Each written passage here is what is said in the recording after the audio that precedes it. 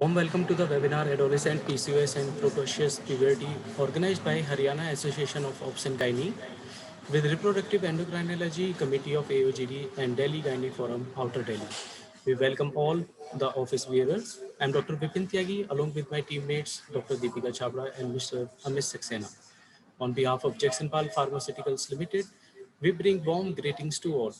For the benefit of PCOS patients, Jacksonpal brings to you Cystelia M, 40:1 ratio of minoxidil and D-chiroinositol, and Cystelia 35 pills containing cyproterone acetate and ethinyl estradiol. Say no to anemia with Chepitone iron syrup enriched with zinc and vitamin B complex.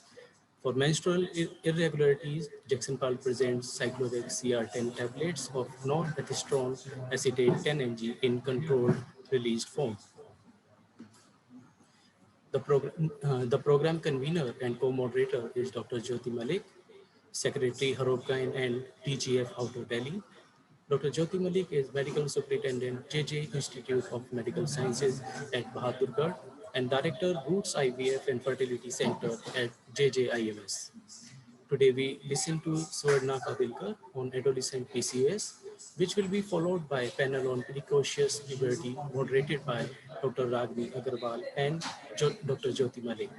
A warm welcome to the respected faculty. Dear attendees, welcome to the webinar. Please post your queries by text in the Q&A box to be answered at the end. Please note this webinar is streaming on Facebook Live. I will now request Dr. Jyoti Malik to kindly initiate the program. Thank you so much. Thank you, Dr. Vipin. And it is my pleasure to invite on this virtual platform the three presidents of the three associations that we are hosting the webinar under their aegis. First is Haryana Association of Obs and Gynae, and I welcome Dr. Ragini Agarwal, the founder president of this prestigious organization on this platform. The second is the AOGD. AOGD, a very Association of Obstetricians and Gynae of Delhi, and it is my proud privilege to thank and invite Dr. Achla Batra ma'am for giving us this opportunity to host this. And since we are doing it under the Reproductive Endocrinology Committee, it is my pleasure to also invite on this platform Dr. Surveen Guhman, the chairperson of this the committee with the endocrinology. And the third forum is the Delhi Gynae Forum, Outer Delhi, and the president of this forum is Dr. Kishore Rajurkar. And a warm welcome to you, sir, and thank you for giving us this opportunity. So these three associations, I thank you each one, and I welcome the three presidents on this platform. So initially, we have our chief guest today, none other than a person who is absolutely a dynamic and academic oriented person. Every week we have been seeing her doing these webinars, and one better than the other. So, and it is my proud privilege to have Dr. Lakshmi Srikhande ma'am as the chief guest today. Can I have ma'am's CV, please? Ma'am is the medical director, Srikhande Fertility Nagpur. She is chairperson designate of ICOG 2020. She is a national corresponding editor of Journal Obs and Gynae India, clinical secretary, National AMWI, past senior vice president, FOGSI, founder, patron, and president of the ISOPAV Vidarbha chapter, a very, very wonderful, vibrant chapter. The last 1 year, tremendous webinars that have been done under this chapter. Ma'am has also received a Nagpur Ratan Award and by the hands of Union Minister Shri Nitin Gadkari ji. She has received Bharat Excellence Award for Women's Health, Meru Hansotia Best Committee Award as the chairperson HIV AIDS Committee FOGSI. She has received appreciation from the Maharashtra government for her work in the field of Save the Girl Child. She has been the immediate past president, Menopause Society Nagpur, past president, Nagpur OBGY, and has visited 96 FOGSI societies as the invited faculty. She has delivered 11 orations, 450 guest lectures, and has 20 national and 11 international publications. She has sensitized 2 lakh adolescent boys and girls on the do's and don'ts. So, ma'am, it is a privilege, and we would like you to your remarks today so that we can start the webinar. Thank you so much, Jyoti, for inviting me. Dr. Achala Batra, President AOGD, Dr. Kishore Rajurkar, President of Delhi Gynec Forum, Outer Delhi, my respected teachers, seniors, and dear delegates. Namaskar to you all. Thank you so much for making me a part of this wonderful academic feast. I don't want to come between you and your great orators. Dr. Suvarna is here to tell you each and everything about adolescent PCOS. I am also looking forward to listen to her.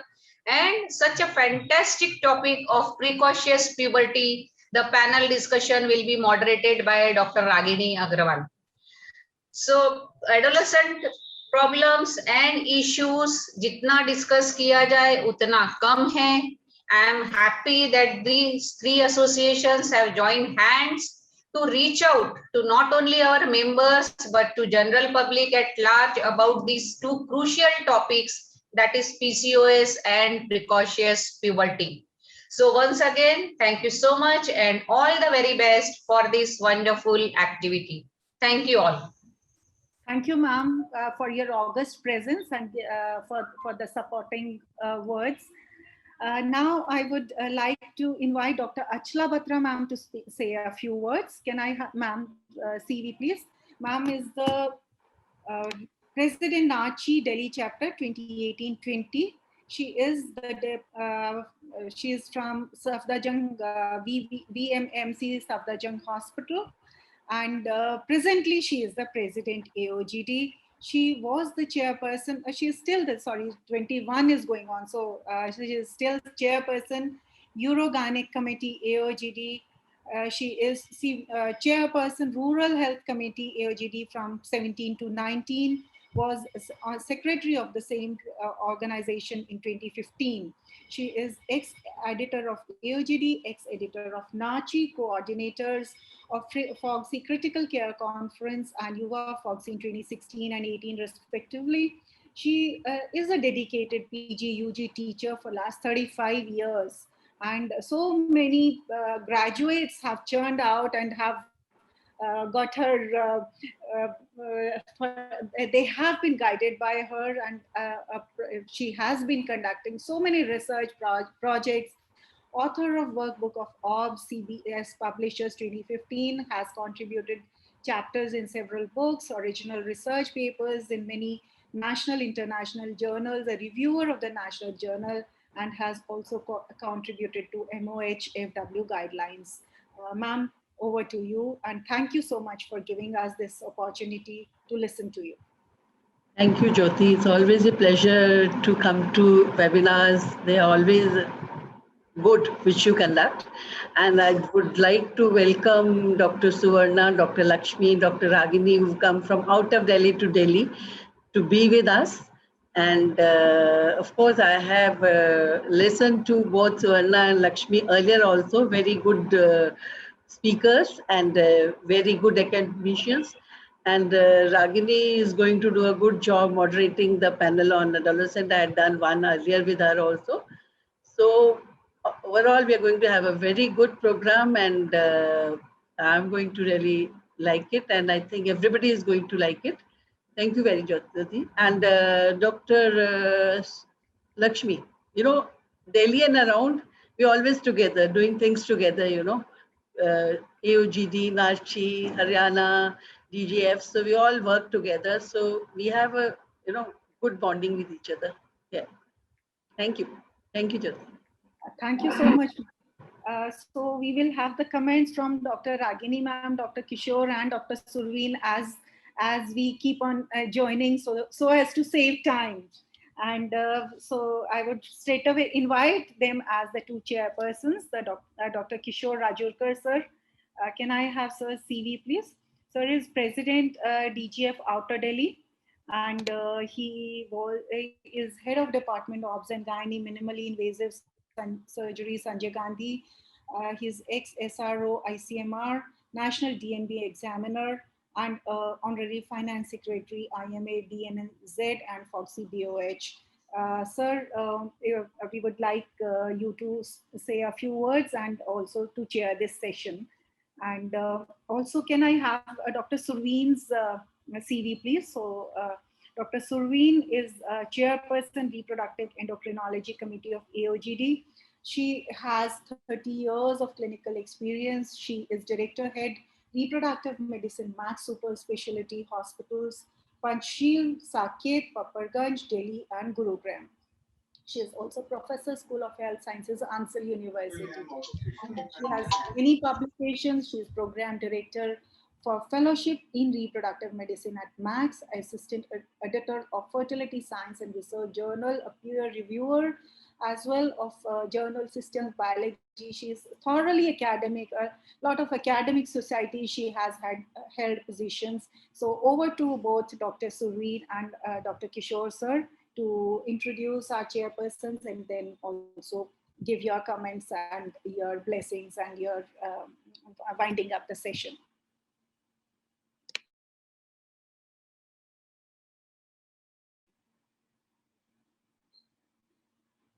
Dr. Kishore, sir, you are not muted. Okay. Oh, sorry, sir. Sorry. Thank you, Dr. Jyoti, and I welcome Dr. Surveen for this extraordinary academic session. And this is, I find it very, very important and interesting because जैसे COVID का epidemic है, वैसे I think PCO is also in an epidemic form. And there's a part of adolescent PCO which has not been studied that thoroughly all over the world. And very recently we had the consensus statement of the grade, and therefore I think we are going to be enlightened and benefited by the talk by Dr. Surveen, because there are many gray areas and many areas where people do not agree. But I think now we have come to the some consensus on this and how to treat and how to progress in this particular field. So I welcome Dr. Surveen, and nobody can do justice better than her. Dr. Suvarna is the speaker, sir. Sir, Dr. Suvarna. Oh, sorry. Dr. Suvarna is the Suvarna, yes. Okay. So sorry. Yes, Dr. Surveen is your co-chair. Okay, so Dr. Suvarna, and Dr. Suvarna, because she, Madam Dr. Suvarna, she, because I read her CVs and we know that, and she is going to tell us about this very important topic, and with her vast experience and knowledge about. I think you can close this slide of CV. This is the older one. Yeah, ma'am, I will read out the new one because I think the older one has been taken up by the. Yes, it's okay. Don't worry about the CV. Don't worry. No, actually, this is, I have to read it out because now ma'am has joined as the Deputy Secretary General of FOGSI for another 4 years. So that is great. That is the best thing, that now we will be having a wonderful academic, thorough 3 years academic entertainment. Yes, ma'am. As her, with her as the Deputy Secretary General of FOGSI. And she is Editor Emeritus, Jogi 2020 onwards. She's Editor-Chief, Journal of Obs and Gynae. It's okay, Jyoti, don't read. To 21. Please don't read. Don't bother. bother. The important things. Right, ma'am. Right. We are eagerly waiting for a talk, actually. Yes, sir. Okay. So can I start my talk? Or Yes, you have to, okay. So shall I share my screen? Sure, madam.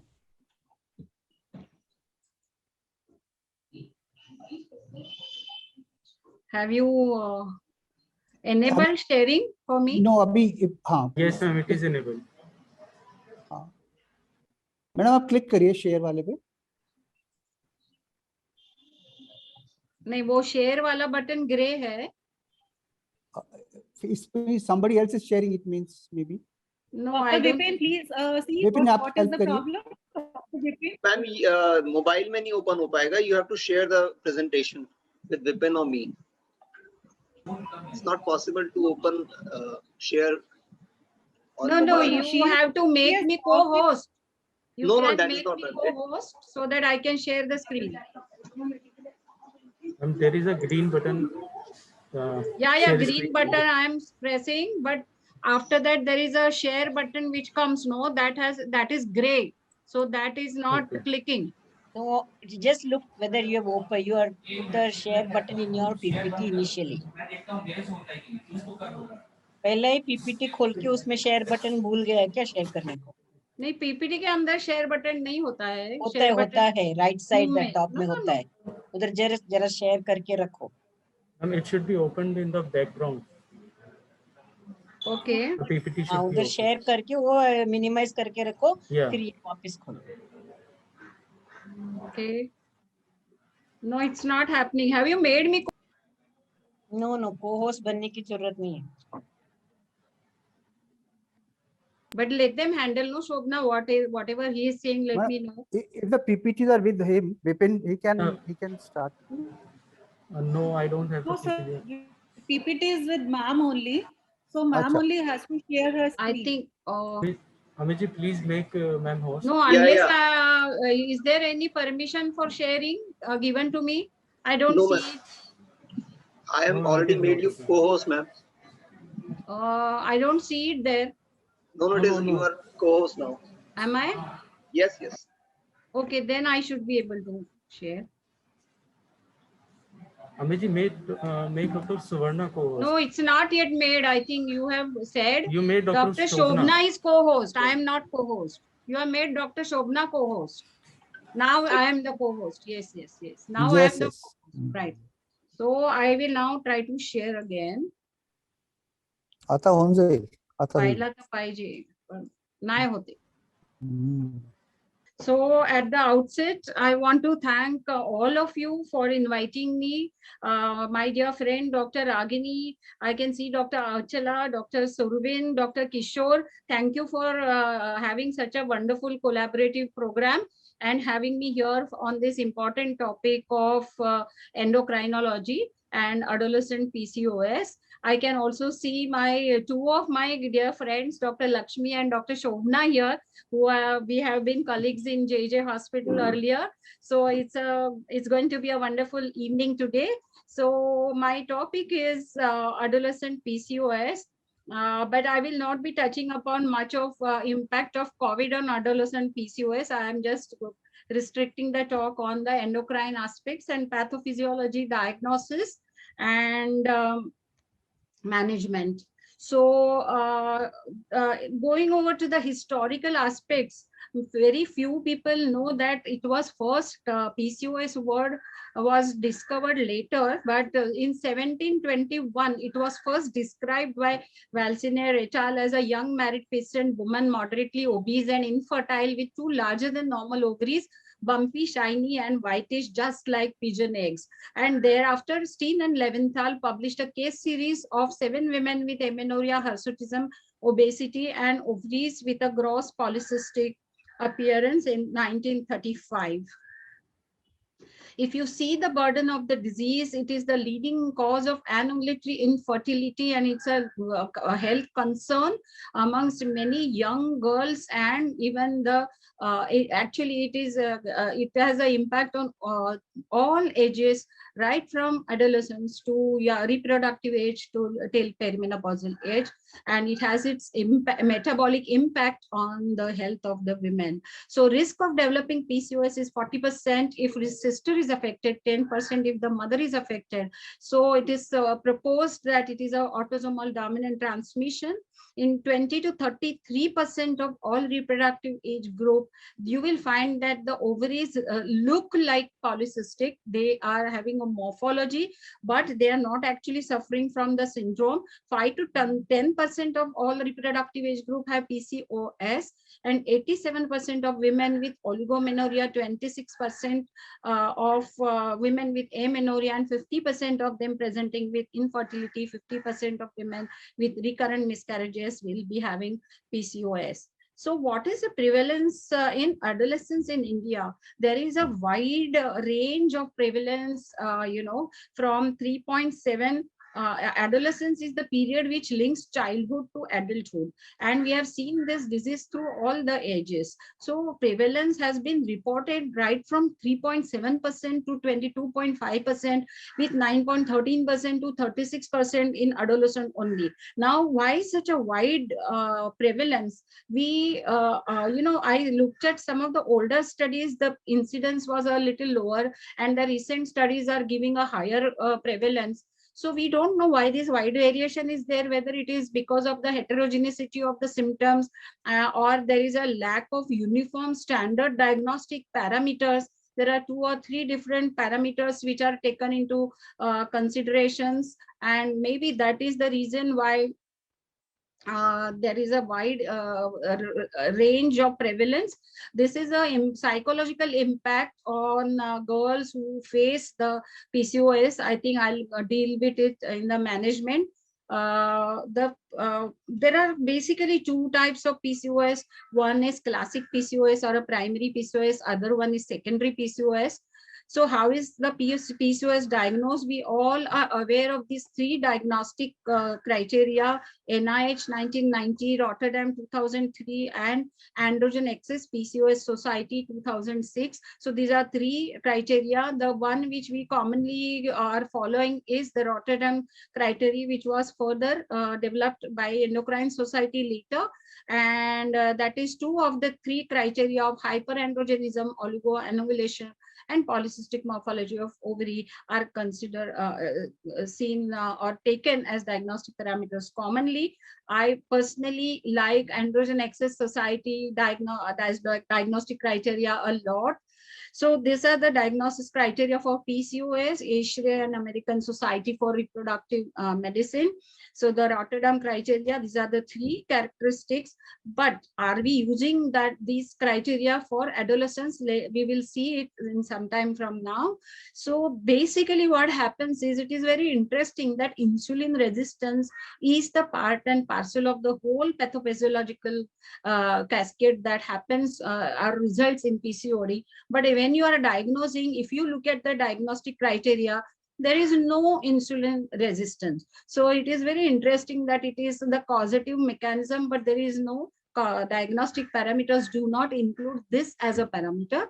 So this can lead to hyperinsulinemia, which can lead to 3 different arms through which it will affect the health of the girl. So decrease SHBG, it will cause hormonal imbalance, and it will cause glucose intolerance, which will finally lead to dyslipidemia, central obesity, increased metabolic syndrome, and increased testosterone, hyperandrogenism, and all the symptoms of hyperandrogenism. Hormonal imbalance will lead to menstrual irregularities and oligoanovulation. Now, this is, I don't know if you have read my editorial, where we have described this vicious cycle of persistent anovulation, where there is a chronic deficiency of progesterone, which leads to serial changes, which leads to increased pulsatile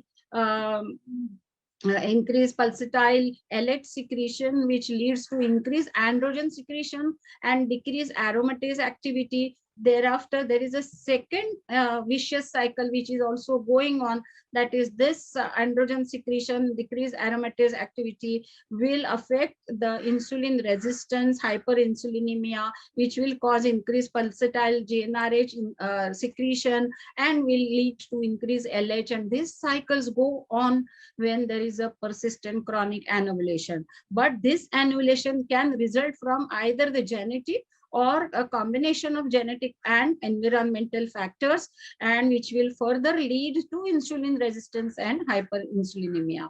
So these are the genetic factors. Hereditability is 79%, unbiased, non-hypothesis driven genome-wide association studies, that is VAS studies, have identified 19 loci associated with PCOS, and these loci are located in close physical proximity to several potential candidate genes, including the insulin receptor, thyroid adenoma associated, FSH receptor, that is THADA, and FSHR, and other domain that is D, E, N, and D1A. So these are the possible genetic implications. Prenatal factors are very important.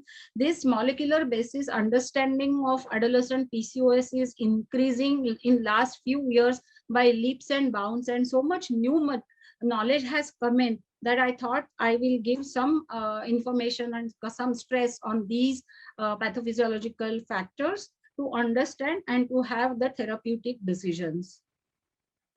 The odds ratio for developing PCOS was 1.76 for women with birth weight less than 2.5 kg. So all of us must understand, if there is a low birth weight baby followed by a sudden increased postnatal weight gain, they are associated with development of premature puberty and PCOS. Hyperandrogenic prenatal environment influences genes implicated in the pathogenesis of PCOS, and it may also lead to increased anogenital distance. So this prenatal androgen excess can cause aberrant subcutaneous adipogenesis. It leads to adult metabolic dysfunction. And if you find that if there is a mismatch between the prenatal adipogenesis and postnatal lipogenesis, PCOS results in adolescence. So what does that mean? There is higher the mismatch, more is the chance that she has a high insulin, IGF-1, and all these high molecular weight adiponectin, which is a natural insulin sensitizer. So she will develop a PCOS later. So it is important to maintain the Z scores of percentiles of weight. See, now we have been talking about management, prevention, and adolescence. So look, we have to go down to the earlier and earlier and see what is the birth weight like. And we want to prevent the onset of adolescent PCOS. So maintain the Z scores of percentiles of weights of small for gestational age babies, and gain to, and as obstetricians, it is our duty also to inform the mothers and pediatricians so that we can tell, of course, they know better than us these pathophysiological processes. So too much weight, and if they gain and grow into higher percentiles of weights in obese range, then these are the women who are at higher risk of development of PCOS. Now, what happens is that in an IUGR baby, the subcutaneous tissue does not have much of the fat or adipose tissue, which can take on the excess fat intake after the delivery. So what happens is all this fat which is given excessively, this is a tendency. The mothers start feeding the babies with a higher fat content food, and this fat cannot be stored in the subcutaneous tissue, and it goes and gets itself deposited in the liver, and central obesity results. After the central obesity has happened, as an adaptive response of body to the central obesity in late childhood, there is an increased growth, bone maturation, early adrenarche, and early puberty that results. So this is as an adaptive response. But if central obesity does not get better with these developments in bone and growth and all that, then the premature pubertal changes take place, and menarche results due to release of gonadotrophin as a protective mechanism. And this is what is called as a smart escape from the central obesity and its effect. And that is how the PCOS results. So what happens in utero, the lower GPR120 gene expression in small for gestational age babies, which is implicated in omega-3 fatty acid binding receptor, reduced number of adipocytes in SGA have more chances of ectopic fat storage.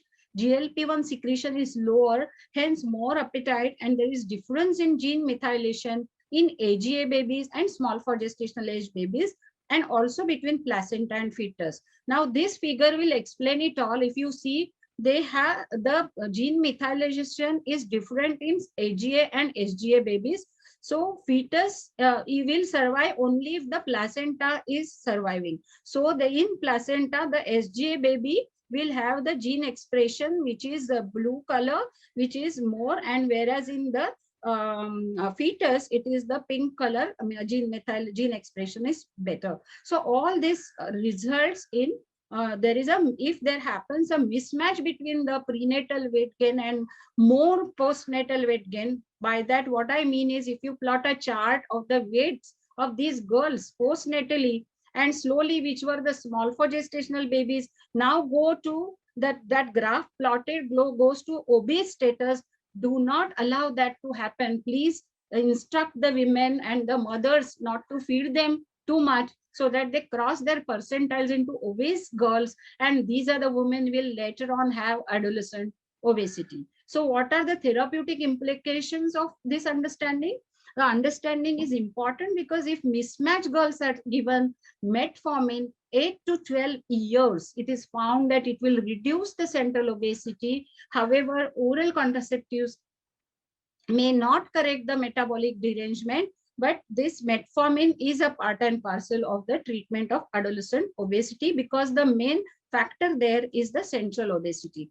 Early intervention may be considered in central obesity, and it will be possible to make these girls run and reduce their obesity, run and do the exercises in the peripubertal period, so that their growth will increase, and the aim is to delay the menarche and prevent the onset of PCOS. So this is the significance of understanding the pathophysiology. Adolescent PCOS is driven essentially by fat excess in the insulin resistance and ectopic fat excess, that is the central obesity, and reduced energy expenditure and low brown adipose tissue activity is seen in PCOS. So is there any marker for that?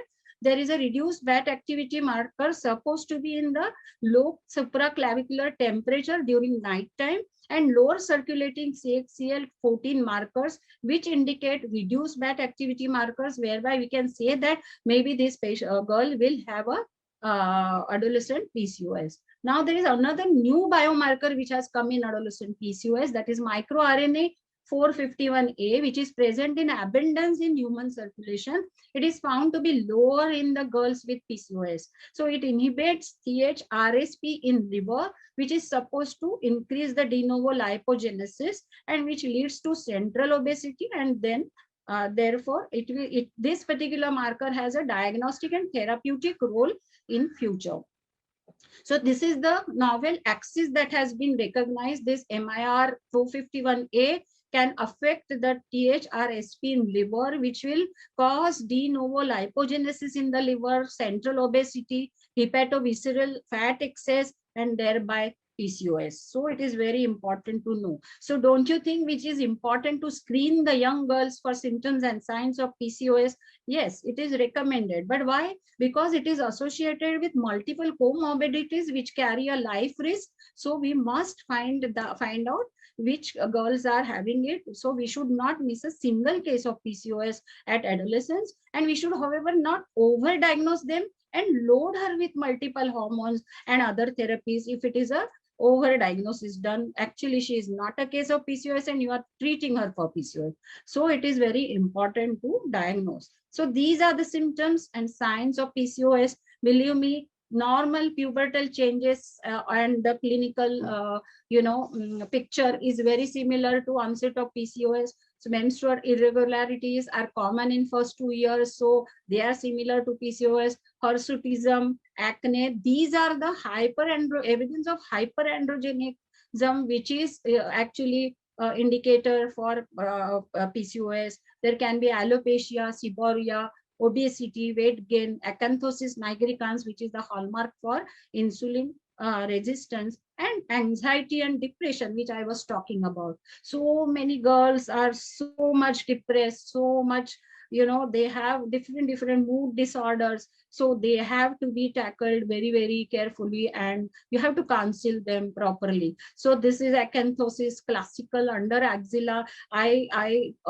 insist that all of you please look at the axilla. It's not just the nape of neck, but different areas of the body will have this, and you may miss it. Once you see it, you are sure there is a lot of insulin resistance. It's a clinical indicator, hirsutism, obesity, and lot of acne.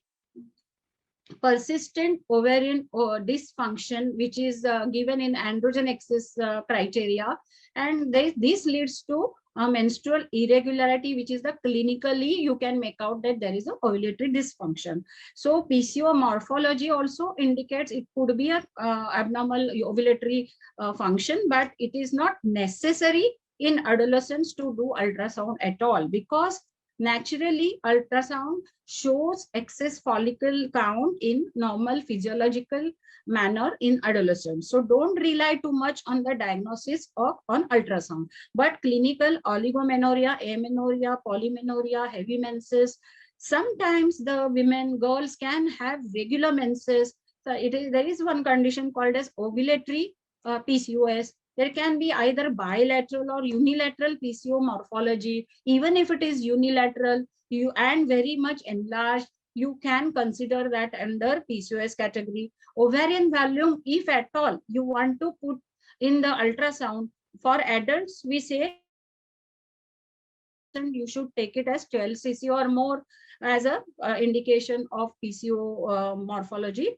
AFC count 2 to 9 millimeter should be at least more than 12. And if you are using a higher resolution transducer, more than 8, then it could be even 20 to 24. So if sometimes there can be amenorrhea and all these abnormalities, but PCOM may not be evident on ultrasound. So these are the practice points which have been given by our 2018 guidelines or recommendations via international consensus, where I think our Indian representation also is there.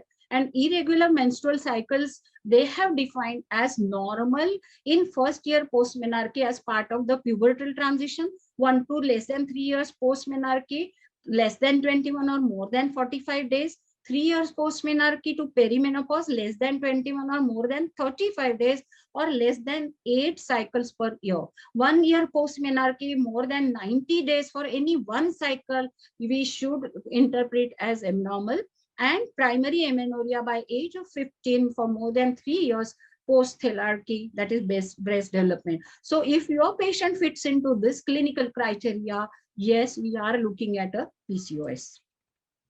So can we prevent PCOS of adolescents? For adolescents who have features like this, but do not meet the diagnostic criteria, like there is no hyperandrogenemia is not there, but they have all this. So these girls can be labeled as at risk or increased risk girls, and they should be reassessed after 8 years post-menarche and for development of PCOS. So they can be monitored, counseled, and advised to maintain healthy lifestyle actively. Otherwise, these girls are going to land up in severe obesity and PCOS. So at-risk definition is there, and you have to find out these at-risk girls and prevent the further occurrence of PCOS. So what is HA? Hyperandrogenism. And assessment of hirsutism can be very well seen objectively with a Ferryman-Galloway score for hirsutism. Modified Ferryman-Galloway score more than 8 is very severe, significant, and as it denotes severe hirsutism. 4 to 6 is moderate, and less than 4 is mild hirsutism. We may use this modified where only the facial hair and the chest and abdomen is seen, and rest of thigh and all may not be seen. Free androgen index, SHBG, and total testosterone, if it is more than 4.5 total testosterone, then we should take as hyperandrogenism. This is the pictorial diagram for Ferryman-Galloway score. This is the complete Ferryman-Galloway score. And make a habit of checking the girls with all these areas so that you can formulate a complete score or a modified Ferryman-Galloway score and have a degree of hirsutism not present with hirsutism, then what I do is I complete the androgen profile by doing other tests, because suppose total testosterone is done, if that is also normal, then I go ahead with the androgen. But if she has a hirsutism, if there is a clear-cut evidence that she has a severe, moderate to severe hirsutism, that means there is a evidence of hyperandrogenism, and this girl is at risk of, or she is a part having definitely hyperandrogenism. If this testosterone comes normal, then I do the other tests like androstenedione, DHEAS, and DHT. And very often you may find that the androstenedione is high in young girls, and other testosterone may be normal range. So that is why only selected cases you can do this. Otherwise, total testosterone and free androgen index is good. And testosterone estimation, free testosterone is not accurate because we do it by radioimmunization, whereas we need to have LCMS for accurate measurements. Each of the hyperandrogenic feature has got grading. So acne can be graded also with mild, moderate, and severe type of acne. All these 4 points are there, and grade them and see whether your patient is having severe acne. Ludwig score is defined for androgenic alopecia, which is a common symptom. Even young girls are having alopecia, and so much they are worried about their looks, and if they start losing hair, it's a worrisome symptom for them. In adolescents, even the grading of obesity is there with a BMI more than 97.5 percentile for age and gender are regarded as overweight or obese in young girls, because then it is not an absolute value of BMI, but it is a better to look at the percentiles. And in adults, what we usually see is more than 23 in Indian, whereas in Western population it is more than 25. So these are the Rotterdam criteria, which we all know very well. So what we do not stress, I again stress that we do not look at the ultrasound. Many a times we don't even want to look at the ultrasound diagnosis, because PCOS in adolescents is a different pathophysiology, and this ultrasound may show already multiple follicles as a part of physiological. Then unnecessarily girls will get worried why the ovaries are swollen and things like that. So these are the parameters. You must have evidence of androgen excess for diagnosis of PCOS in adolescents. So these are the 3 criteria, and you have to exclude so many conditions, which we come to it little later.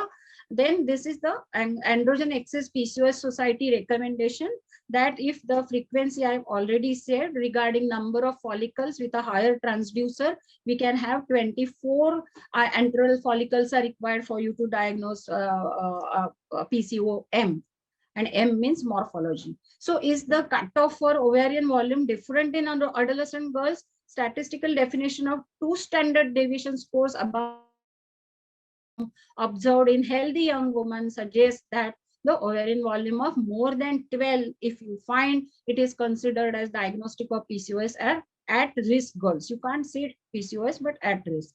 So these are the different definitions by different organizations. ESHRE, PCOS Society, and Pediatric Group. Pediatric have said that ovarian volume larger than 12 ml, follicle count is not recommended, only the volume is enough in adolescents. So these are the other literature reports, any 4 of the 5 criteria. Here you can see the definition of pediatric ATP3 diagnostic criteria for metabolic syndrome. As you can see, blood glucose more than 100, HDLC, and I am seeing so many of the girls who have already reaching to this level of metabolic syndrome. Young girls having these abnormalities, it is really worrisome. Waist circumference is not in absolute numbers more than 90th percentile for age and sex. Blood pressure also for more than 90th percentile for age and sex. Otherwise, for adults, we take the absolute values. So there are multiple disagreements and agreements. I will not go into the details of this. There are 15 phenotypes, and these are the ones which are in GHIJ phenotypes where there is a disagreement. So we had proposed a nomenclature classification of HAPORs, which we have proposed in 2016. It was published, and this is the classification. That HA is hyperandrogenism, either clinical or biochemical. POD is persistent ovulatory dysfunction clinical, biochemical, or ultrasound, and you can assign a diagnostic to each of your patient. Whatever patient abnormality she has, she is obese, she gets at HAPORS O diagnostic code, insulin resistance documented, then she gets IR. If there is dyslipidemia, she gets D. Like that, we have a different score and a code given to each patient. So this HAPORS system is important. It gives the core diagnostic features and also gives the comorbidities, so that we can pick up the cases who are at risk of development of abnormalities and they are at the health risk. You should treat them early. So this is the concept of secondary PCOS. Again, we had this publication because now it is emerging. The PCOS like phenotype can develop even due to other conditions.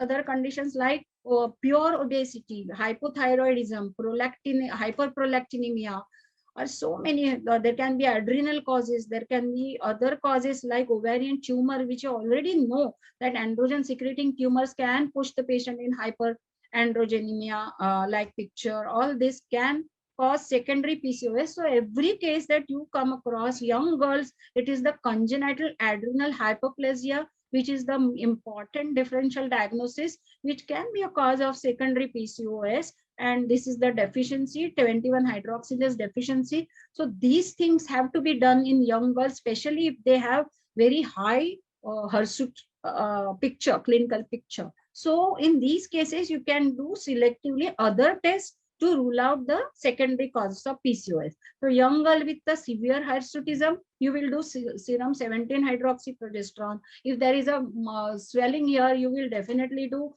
thyroid. You will do cortisol. If there are other symptoms like, stria there, Cushing syndrome like picture is there, obesity is there, diabetes is there, and many girls also have hypertension, diabetes. It is very sad that the society is moving to comorbidities much earlier and much earlier age. So which intervention to use, when not to use. So if you use this HAPORS classification, give the diagnostic code. For example, one case who has 18-year-old girl, menarche 12 years, BMI 28, irregular menstruation since 6 months, no hirsutism, investigations, normal OGTT, insulin is normal, normoandrogenemics, everything else is normal. So the only thing that is abnormal is a persistent ovarian dysfunction is there because she is having irregular menstruation, but she doesn't have any evidence of hyperandrogenism.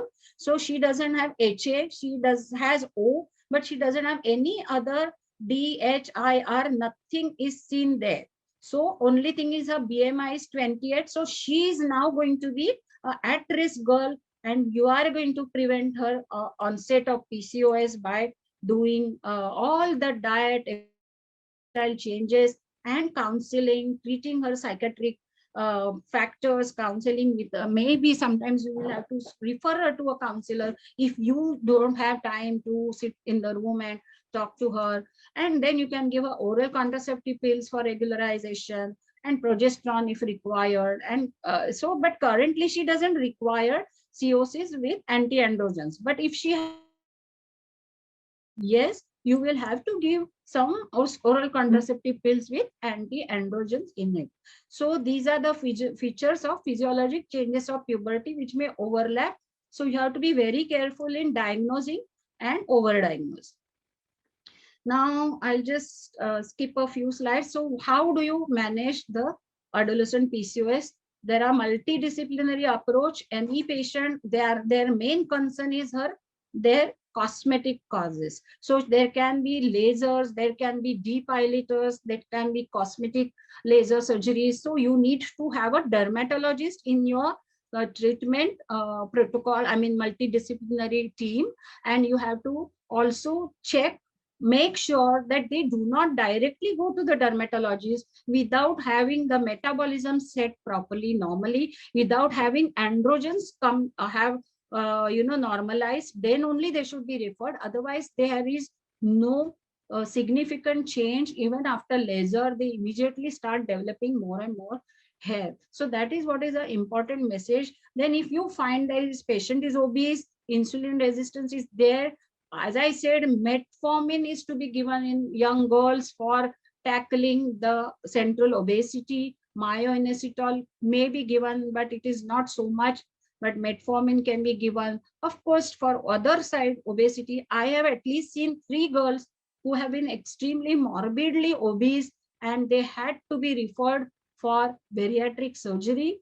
And I can see very nicely that girl afterwards, now at the age of 25, she has married, she has happily having her married life, but she was not able to bear with her obesity, and after bariatric surgery she has reverted many of her parameters to normal. But this is only with the comorbid conditions, which are morbid obesity are there, then only you should refer.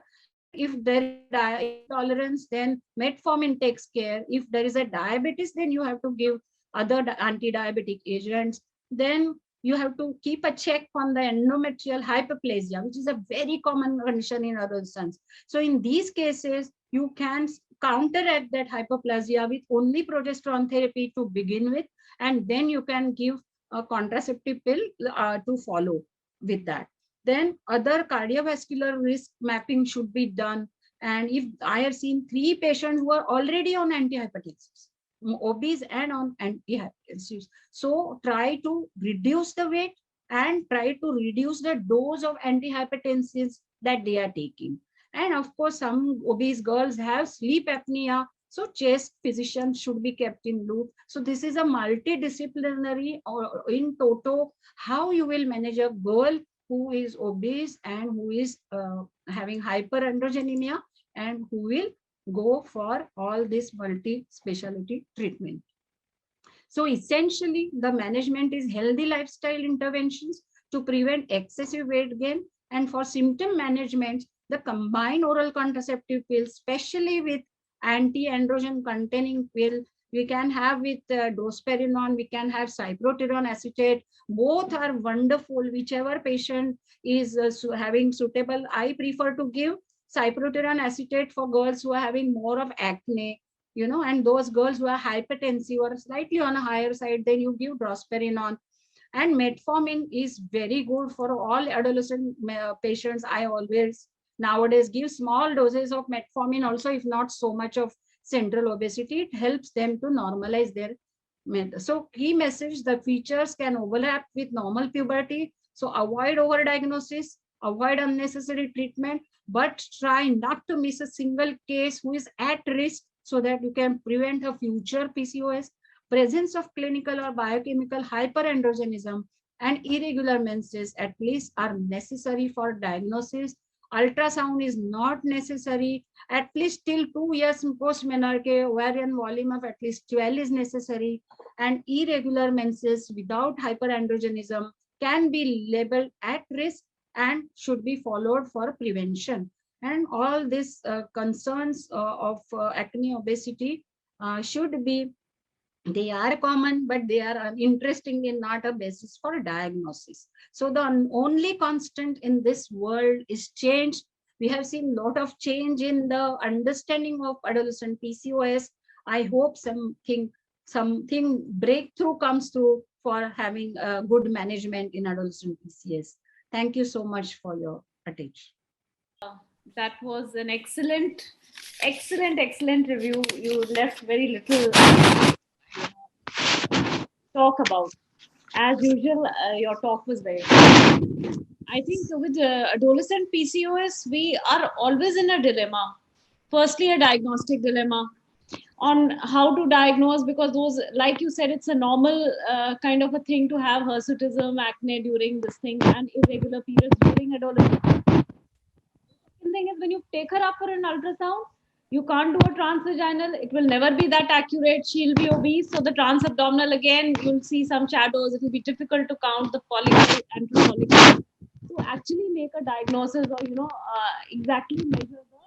So there is a mild hypoandrogenism in normal adolescents also. So even our, serum markers are not very diagnostic when we look at PCOS. The other dilemmas come when we are managing them on, metformin, how long to carry on, do we give OC pills, the mother is anxious.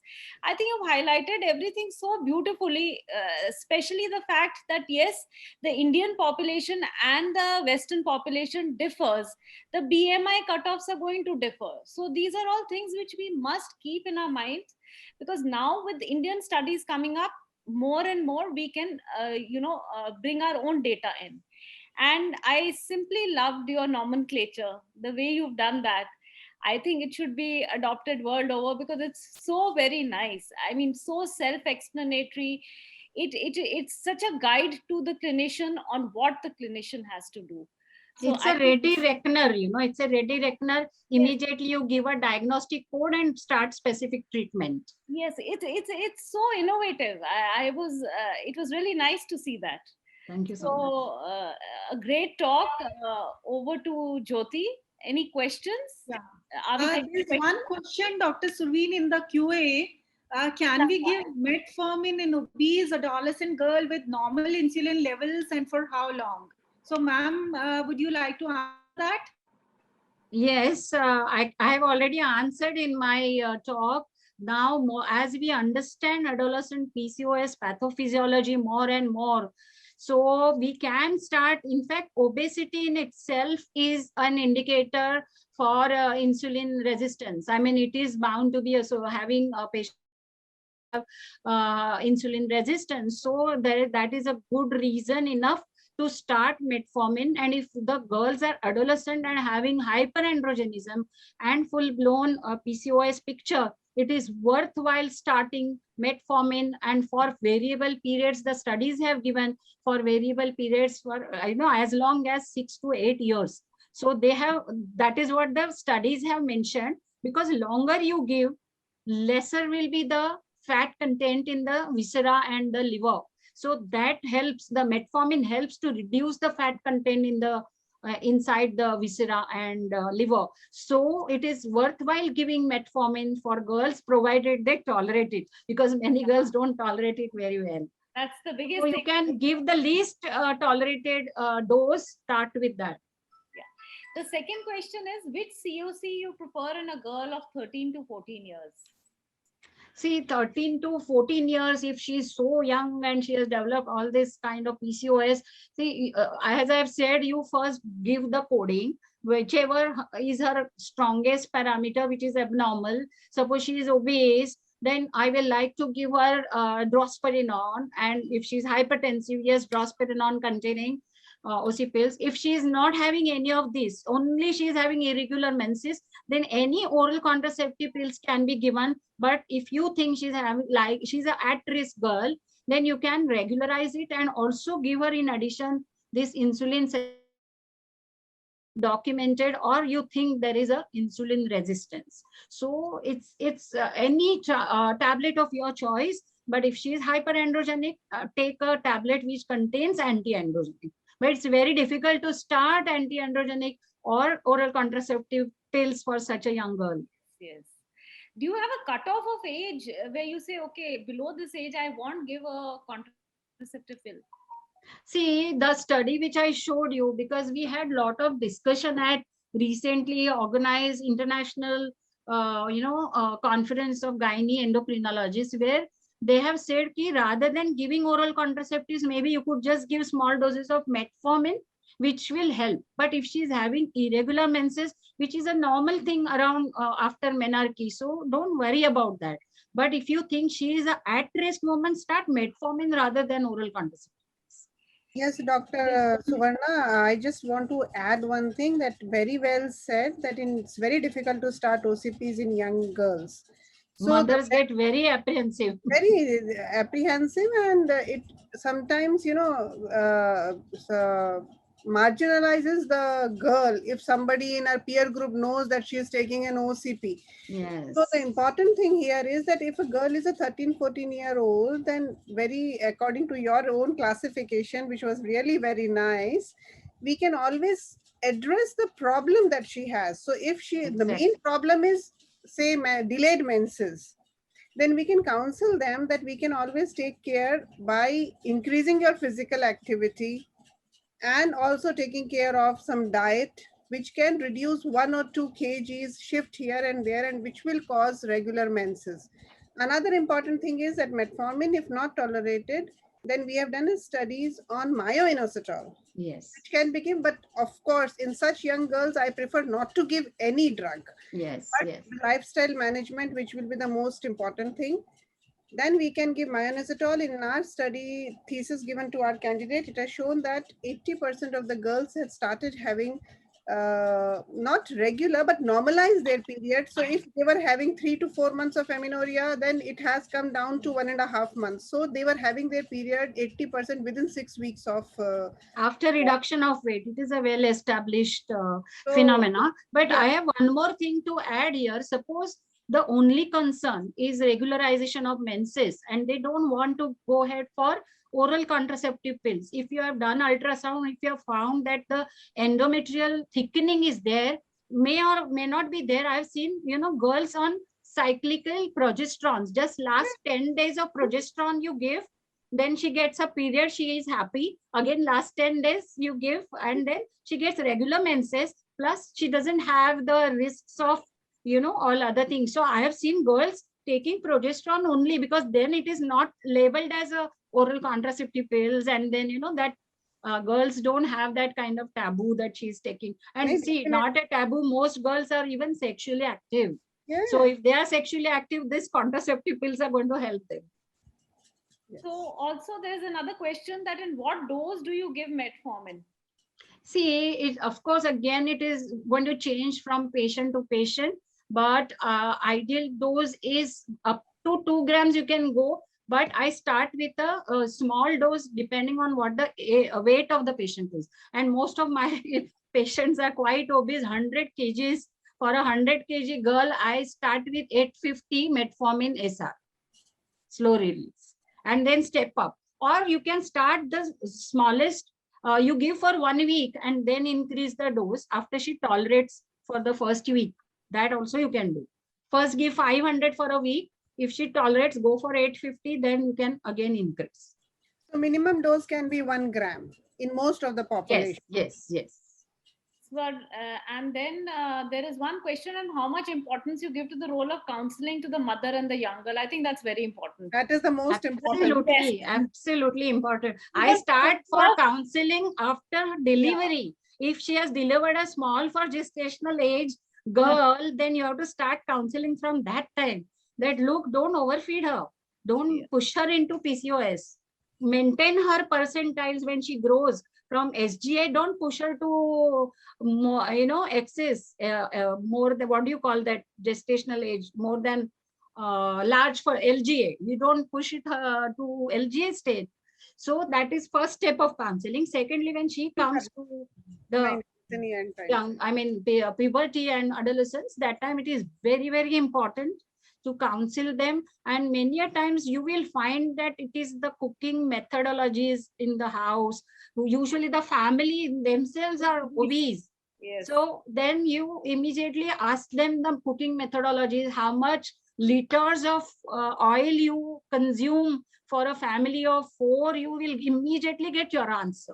That look, the cooking methodologies are wrong. They're not eating much of salads, fruits, and healthy diet. And they are eating a lot of junk food, and they will say nothing, we don't eat anything, but actually what they are doing is they are going out and eating all the junk food.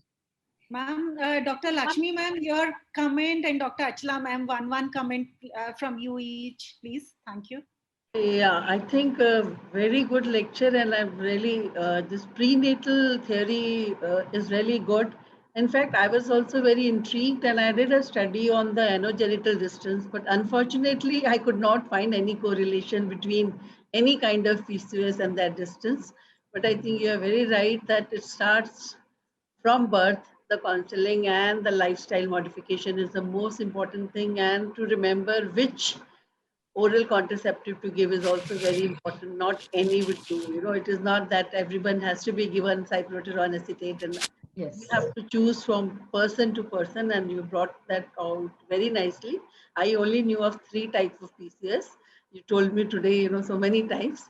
That is a very nice thing. I think I'll read your article about it. Very nice, comprehensive. And if you in your practice you make a habit of giving a diagnostic code to each patient, and after you start treating, how one parameter starts dropping down, and you will make her perfectly healthy if she really follows your this thing. But of course, once you stop the treatment, again they come back. That also we have seen. Once you stop the treatment, they come back with a similar treatment. I mean, so that for that question we have no answer. How long continuously, how long you treat them, and when you stop, when you restart, there is no That answer. is an enigma which will always remain. Suvarna, well done. Fantastic talk. You really covered all the issues related to adolescent PCOS. And friends, the new guidelines which was released in 2018 has given lot of focus on lifestyle modification. So Suvarna has rightly pointed out that lifestyle modification and lifestyle modification and lifestyle modification. Absolutely. That is going to help. And in India, we have to counsel mother, rather fathers nowadays. They are also involved. So they come with the daughter instead of mother, or they come as a whole family. So it is the family counseling which we have to do. And Suvarna has covered the role of metformin, the role of COC pill, the role of progesterones, and everything in a very comprehensive and concise manner. Well done. Fantastic. Can I, Dr. Jyoti, can I put in a word? Yes, sir. Absolutely fantastic lecture. And here just I want to say that practically when we see the patients, सबसे पहले we all should have a consensus of just what Dr. Suvarna has told. How, when will you say that it is a PCO? We should neither underdiagnose it nor overdiagnose it. That is very, very important. And unless there is a consensus about this adolescent PCO, we will not be able to do that. And just see that there is no need of any hormonal studies in all the patients, or there is no need of an ultrasound. Even WHO says up to 8 years of Vinarke, there is no need of ultrasound of any PCO in adolescent, unless there is another indication. But you may some patients may not fit into your definition of a PCO, but there may be some factors which are there. So therefore, they are called as at-risk PCOs. So I mean, you should follow them also. I mean, there is at present they are not PCOs, but they may become PCO after they pass their adolescence. And from 10 to 19 which are adolescent, but after that they may become. So I think this is very, very important. And role of ultrasound is the least in adolescent PCOs, and even androgens role is limited. So it is basically the menstrual irregularities and the metabolic factors or obesities, and that. And I think everybody is stressed how to do that, reducing the weight. Can I say one more just important thing that occurred to me? I have mentioned in my lecture, but see, many a times the patients keep coming to you, and at first look, you know that kuch to hai, there is something else. So you please refer to endocrinologist, because there are so many patients who turn out to be secondary PCOS. They have some other primary disorder which throughout your consultation you have missed. And it can go in for some years where before it is diagnosed, this is congenital adrenal. This is because of hypothyroidism, she is having all this. There are some rare insulin resistance syndromes are there. So because of that, she was having all this. So you have to keep all your possibilities open. Don't miss a case and don't overdiagnose. Both is important. And contraception. I mean, I have seen so many patients. I mean, just Jyoti was telling, or somebody was telling. I mean, the father is bringing one last. I mean, a few weeks back, father brought her, and it was a very, very interesting case. And then she told me sexual assault करके father लेके आया था, and but it came out to be other things. I mean, it was not an assault, and she was such young girl, 16 years. At one time, I have 3 patients admitted at the age of 12 years. 14 years and 16 years, all pregnant, about 10 weeks, 12 weeks, because we have a one-stop center in our hospital.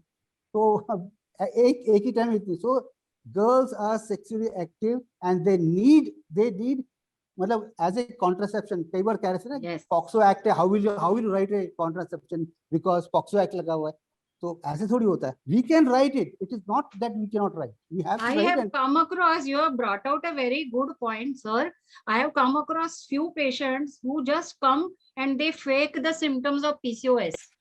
They want Yes. contraception and they say that, no, I have this hair, and when they come, they have no hair. But then they say, no, I have just removed it, yeah, wo. And then they are actually wanting a Yes. contraception. No, please write some pills which will help me.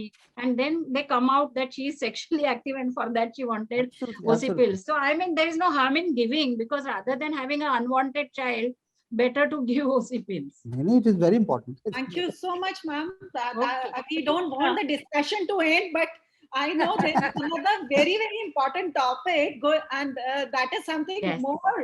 I mean, जिसका कुछ समझ में नहीं आता, जैसे ही precocious puberty का patient आता है, we mind gets numb and stops thinking. So we are going to talk on that. So And you one have more- now a good panel, all-star galaxy of Yes, stars is ma'am. there. Yeah. So please enjoy the discussion. Wish you all the best. And one more thing, ma'am, I have become very wiser with this book.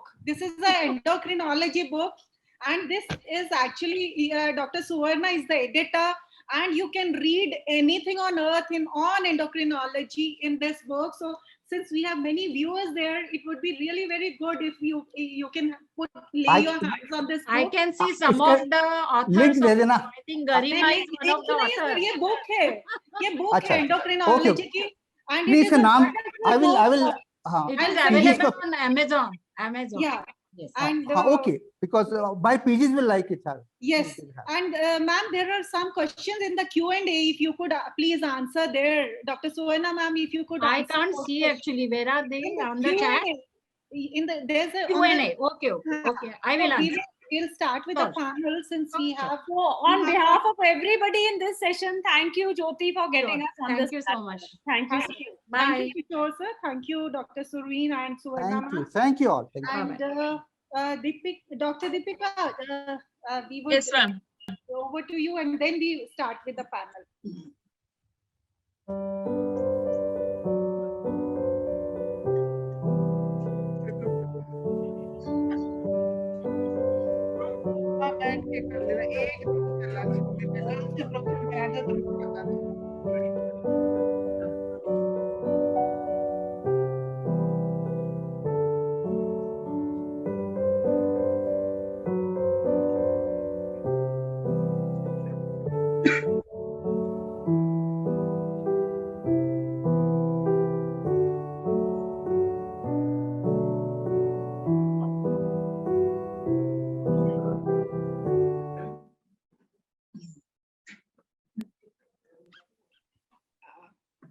Thank you, Dr. Deepika.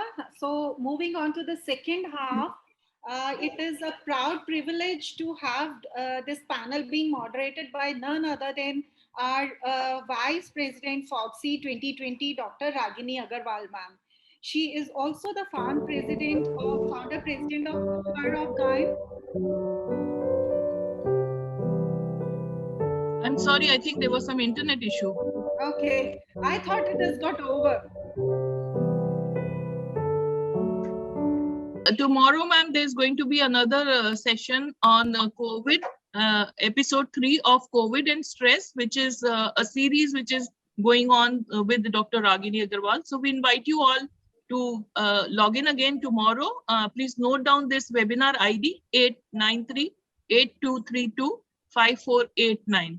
Do join us tomorrow again, 3:30 to 5 p.m. And now over to Dr. Jyoti for the panel. Thank Right. you. Thank you so much. Dr. Deepika, can I have the CVs now? And I'll briefly introduce my panelists. The moderator is Dr. Ragini Agarwal, ma'am. She has been the Vice President, National VP FOGSI, and she has been a founder of so many associations in Haryana. She has been a founder, president, ISOPAB. So we have our first panelist, Dr. Archana, senior endocrinologist. A lot to learn from the two endocrinologists that we have on the panel today, Dr. Archana Arya from Sir Gangaram, and she heads the 2-year pediatric endocrinology fellowship at Gangaram. She was past editor of Cape News, a past secretary of ISPAE, and has numerous publications. Welcome, Dr. Arya. Next, we have Dr. Ganesh Jevalikar. He is another pediatric endocrinologist, a principal consultant at Max Healthcare, Saket and Gurugram. And he is the secretary treasurer, ISPAE, and pediatric and adolescent endocrine chapter of IAP 21-22, also an associate editor of GPED newsletter. So welcome, Dr. Ganesh, on this platform. Then we have a very, very eminent personality here, Dr. Kiran Pandey, ma'am. She is the professor and head department OBG GSVM Medical College, Kanpur. And so many awards, more than 40 awards, so many, 15 national, 10 state levels, district levels, and has delivered so many orations. So many contributed to so many workshops. Thank you, Dr. Jyoti. Thank you, Dr. Jyoti. Thank you, okay. ma'am. Thank you for joining us. Next, we have Dr. Ramani Devi, ma'am. She is another like a person who you can learn so many things from, and she is has also won so many medals. A winner of Dawn Prize, was chairperson endometriosis committee in 2016. Has Woman of the Year award by this Bharat. Dr. Jyoti is just a single word.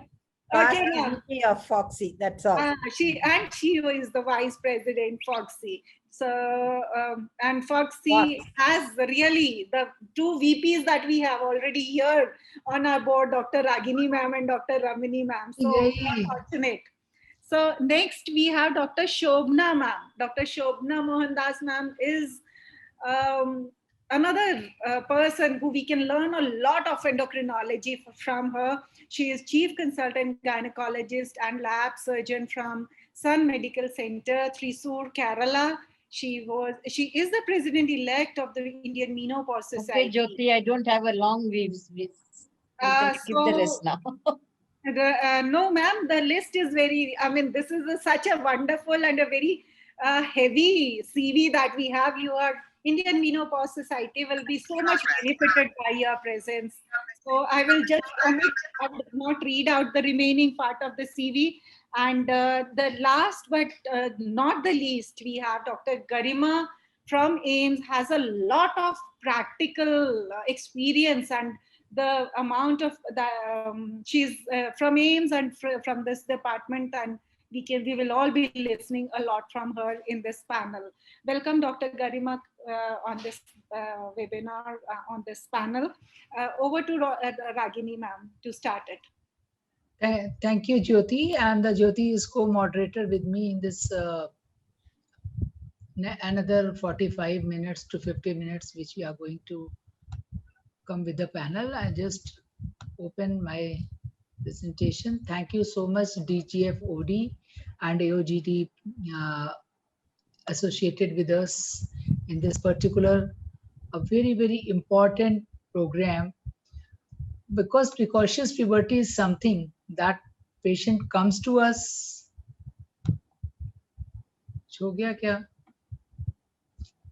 It has started. Yeah. So precocious puberty is something usually patient comes to us gynecologist, but we rarely, all the gynecologists are rarely well versed how to tackle these patients. So as what I always say, the primary physician of females, at least if we cannot treat that patient, we should know where to refer and how to diagnose and what we can do for that particular patient of ours, that she should be highly benefited. And today for that, in the panel, we have introduced two pediatric endocrinologists and the gynecologists who are well versed with the endocrinology and the adolescent precocious puberty to discuss today's panel.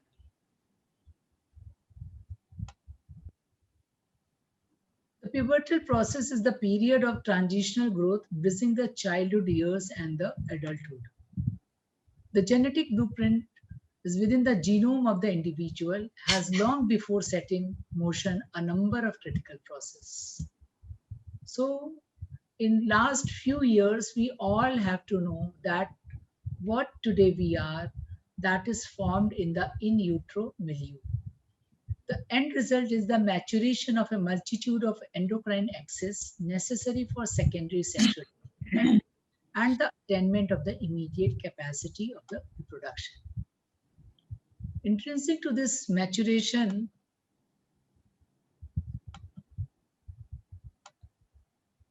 it is important process of puberty, a secondary wave of the skeletal growth and attainment of the adult stature. Why I am focusing on it, that precocious puberty make those girls short in height also if they are not treated properly in time. So abnormal puberty, whether premature or delayed, may adversely influence each of these events, resulting in an untimely or altered ability for spontaneous secondary sexual development and a spontaneous reproduction or abnormal growth, as Dr. Rajurkar has really pointed out that the 12 years and the 14 years girls coming with the pregnancy. So we have to be very, very careful with these precocious girls who are small, young girls. They don't understand even the process of the sexual intercourse. So I will start this presentation with Dr. Kiran Pandey, and the next. What are the salient point in the evaluation of a suspected disorder of the puberty? Dr. Kiran Pandey, over to you. Thank you, Dr. Agni. Thank you very much for giving me this opportunity and including me into this very important panel, where actually, as Dr. Jyoti said, that when the patient of this pubertal disorder comes, one gets hustled what to do. So there it comes actually when you talk of puberty disorders, there can be many. The most worrisome for us is precocious puberty. It can be even delayed puberty. It can be even slow puberty. It can be even exaggerated puberty. So the many things are there, and we do have to understand it by history, detailed history of the girl itself, the family history, the examinations, and the other medical treatment history, etc.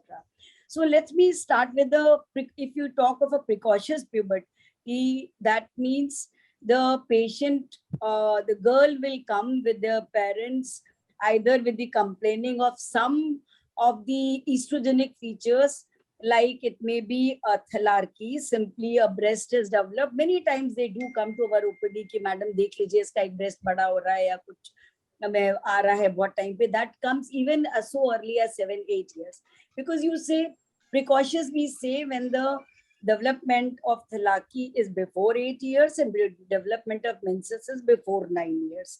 So that we have to see. Along with that, they can complain of excessive development, onset of pubic hair, axillary hair, other features estrogenic like pubic, the acne, the odor, that typical odor can be, and so many these things can be there. We can simply, they can also come with this, iski height nahi badh rahi hai, or height is more. So any of the things can be there.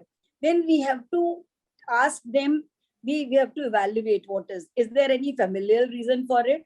What about the parent history? Mother ka, what is the height? What is the father's height in the family? Or any other disease which she might be suffering? She might have taken any treatment in the form of radiotherapy or chemotherapy. Sometimes even which we never think, the exposure to sex steroids can be there by simply certain cosmetics which we use. Even the creams which are using, facial creams or some cosmetics, shampoo, etc., they might also be having sex steroids. So one has to be careful, because we never think about that. That history is also very important. Then the exposure can be like In boys also can this type of problem, certain products which have a testosterone building body. Some people try to build up the body, they are going to gym or anything, and those come, the drugs or the even herbal products which they call, or the proteins which they're taking may be having testosterone. So that can be a problem with the boys also. Then there can be, there may be medical, there can be nutritional problems also can be there. So they all have to be seen. Then in delayed puberty, chronic diseases, they are very important. Some nutritional problems, the psychosocial problems, and the even neurological problems. So we have to ask the history, even trauma to the head is also important. So the psychological, the neurological functions, anosmia, which is a very, very significant feature of Kalman syndrome. So these all, I mean, the basic, even intracranial injury. So these things have to be asked in detail. The family history, the medical history, the patient history itself. She can also have a, yes, we can also take the history of fatigue or weight gain, thyroid. Thyroid is one of the primary hypothyroidism is a very important cause of precocious puberty, which even presents with a certain specific thing like ovarian cysts, etc., which even disappear. I've just few days back, I judged a paper in a Tamil Nadu conference where they presented that ovarian, big ovarian cysts disappearing suddenly, because that was because of hypothyroidism. So then we have to examine the patient, the look of the patient. There can be certain like Turner syndrome or Mosaic-Turner syndrome. Those can be the issues which you can identify, even the gynecologist, as soon as you see the webbing and the other thing, the bridge of the nose and the other features of Turner's can be seen. Most important is height, because the bone age in cases of the precocious puberty is almost always advanced. So the height of the patient, except for the primary hypothyroidism, the bone age will, but the height of these precocious puberty girl will be more. Although later on their maturity is more because of sex hormones excessive, and they fuse, epiphyses fuse, and their height becomes less. But initially they are very tall. So that has to be seen. In the body mass index also matters. So there are specific growth curves on which we can plot it. The height velocity, what is the, there are like target, what is the target height and what is the projected height in these growth curves. If there is a difference of 10 centimeter between the target height and the projected height, that should again alarm us. So the radiography, the wrist joint, the arm and the wrist joint x-rays, they can very much help us. So these also we have to have already said it, the parent's height does matter. So even there is the formula is a very simple formula. If you add the mother's height to the father's height, and for boys you can add 13 centimeter plus, or for girls minus 13 centimeter divided by 2.18, that will give you the height. So by this you can have a target height. It's not very difficult to calculate it, and these charting of on the growth curve will immediately give you the results. So this is very important. The sexual maturity, I've already said, pubic hair has to be noted, the breast development has to be noted, the acne have to be noted, the facial hair have to be noted, and like vagina, the local examination. If the vagina, this is a very important sign in cases of the estrogenized vagina. If it is a pink vagina, the dull pink vaginal mucosa, which is seen outside, then it means it is estrogenized. This girl is having an impending menarche. So here you have to act very soon. If the vagina is a glistening red, then means it is not estrogenized. So these are and of course then later on we'll do the investigations, all that. I don't know as you said in the history and examination, how do we differentiate it? Then these patients should be kept into the, I mean, the things have to be observed, then you have to categorize them. This patient, this girl is coming into precocious, this girl is coming into delayed puberty, it's coming into familial delayed, or it can is slow puberty simply.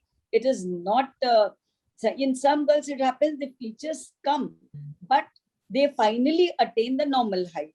They finally get the menarche at their expected age. So they are slow puberty. In some, there is the exaggerated puberty. That means there is nothing abnormal. There is no hypothalamus pituitary axis like affected, or neither it is a true precocious nor it is a gonadotrophin independent, but simply a little exaggerated puberty. So whenever the girl comes, we don't have to worry. We just have to take each and every history as we were taught in MBBS in detail, examine them, investigate them. Most important test being LH is a very, serum LH is a very important, along with come on that. Yes, so the investigations have to be done and then decide which category we are falling. Thank you, Dr. Kiran. You have covered it very, very beautifully. And the most important thing, we should not forget our history and examination. So I will just give the case discussion. One thing, that McCune-Albright syndrome is also, anybody who has seen those patches can never forget it if once seen into the life. Thank you. Yeah. So after this case discussion, I will hand over to Dr. Jyoti to proceed the whole discussion. So a 5-year-old girl came to the gynae OPD with abdominal mass of 2 months duration, bilateral breast enlargements 1.5 months. She was well till about 2 months prior to presentation. She developed abdominal mass which was slowly enlarging. Breast was also noticed to be progressively enlarging. She was a product of a term delivery, neonatal and post-neonatal period was uneventful. She received all immunization. There has been no concern with developmental milestone till she developed our clinical features. She has 2 other siblings who are well and they are attending school at various grades. Patients' parents are married, non-consanguineous marriage. Father 35 years, an electrical welder. Mother 30 years, domestic worker. Examination revealed a well-looking girl, weight 20 kg, height 113 centimeter within limit. No skin lesions, no palpable lymph node, no goiter. Pubic hair, stage 2. Breasts were bilaterally enlarged. Tanner stage 4. Pulse is 90 minutes. Blood pressure is 90/60. Vaginal examination shows no active bleeding, no spotting, no vaginal discharge. No distal examination was done as there is no sign of any kind of the penetration or sexual assault.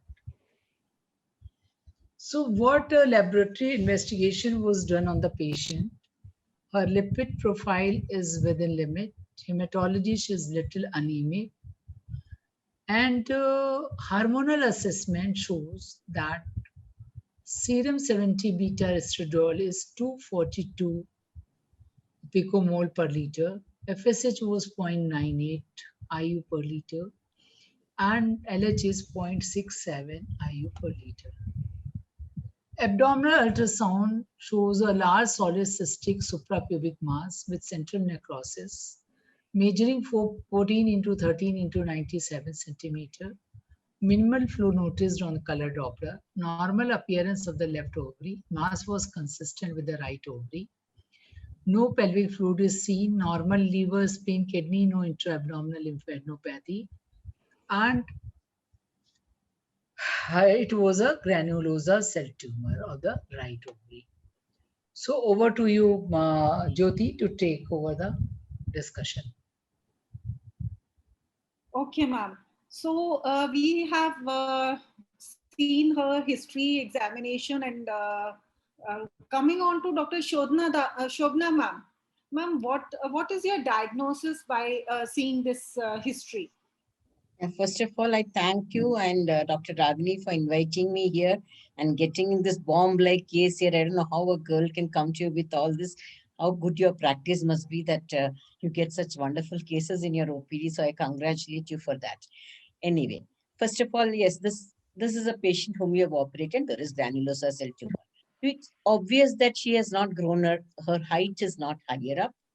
Only her estrogen levels are increased without the FSH-LH. That means there is no central problem.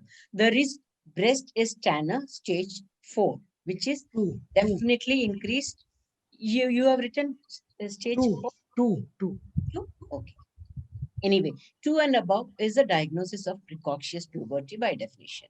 So she has got precocious puberty, but why is it not the whole thing like, the usual what we think that height is going up and rest of the things are going, the little bit of pubarchy is also there. So definitely it is a precocious puberty, but it has not affected the full hypothalamo-pituitary axis. Therefore, it is a case of pseudo precocious puberty, as you call it, or peripheral precocious puberty, as the latest classification is there. So it is definitely related to the granulosa cell tumor giving all estrogens. We are all used to granulosa cell tumors coming in with menorrhagias and we knock off the uterus and ovaries. But here is one tumor where you can't knock off the uterus, you have to knock off only the ovary, and she's coming with precocious puberty. The other end, they come with the older women we are used to seeing, and here you have brought in a young girl coming with precocious puberty. It's a very novel thing to see. So your next question is how to define precocious puberty. Yeah. So we how do we define it, ma'am?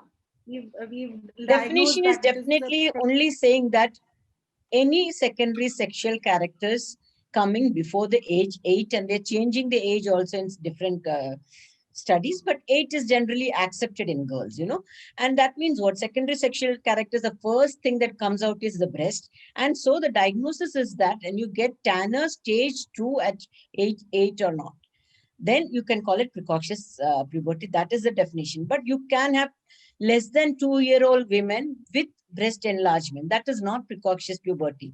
Less than 2 years, when you get it, it might just go off. That will not reach Tanner stage 2. What is Tanner stage 2? There is glandular development. So when a small girl comes to you with a small little bigger breast, you cannot call it precocious puberty because it is not stage 2 and it is less than 2. But after 2, between 8, that means around 5-6 years and all, when they come like this, then you have to think in terms of precocious puberty. So it is appearance of secondary sexual characters. Basically, Tanner stage 2 breast is the definition in some of the chapters given.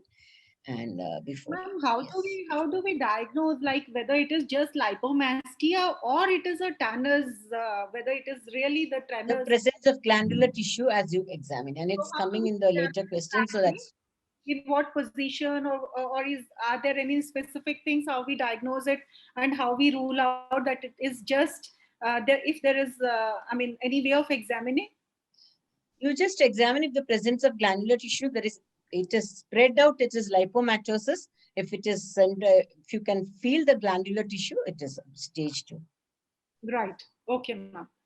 So coming on to the next question, what are the types now, Dr. Garima, of precocious puberty? What are the various types? So as Dr. Shobna ma'am was describing, so please be more elaborate on this classification. So yes, nice question. So we have evaluated whenever a patient comes and complains of that she's may have a precocious, because patients don't come with this diagnosis. They always say that, yes, my girl is having menses, or there is development of breast at a younger age, or there is increased hair growth or development of secondary sexual characters at a younger age. So as a healthcare providers, it is very important to know what are the different types of precocious puberty. It is right that we don't treat the true precocious puberty. We will usually take the help of endocrinologist, but we should know what exactly it is. So basically there are two groups of precocious puberty. One is the gonadotropin dependent. So the gonadotropin dependent precocious puberty is a true precocious puberty wherein the HPO axis gets stimulated, and the puberty starts at a very younger age. There may be various factors. There may be various different types of stimulations that the HPO axis is getting from the different causes. So normally what happens that gonadotropins are released from the hypothalamus, but when the amplitude increases and the pulsatility of the gonadotropin starts just at the prepubertal state, and then the puberty ensues. So whenever there is a stimulation of secretion of gonadotropins, then this is a true precocious puberty because the HPO axis is stimulated and it ensures the onset of puberty at a very younger age. So there may be various causes. The most common causes in girls is idiopathic, but it can also be due to various CNS lesions, the important being, though rare, but important being the tumors, hematomas, craniopharyngiomas, then infections. The infections of the CNS, the trauma to the CNS, these are also important causes of precocious puberty. Then primary hypothyroidism, as it has already been told, and also post-treatment for CH.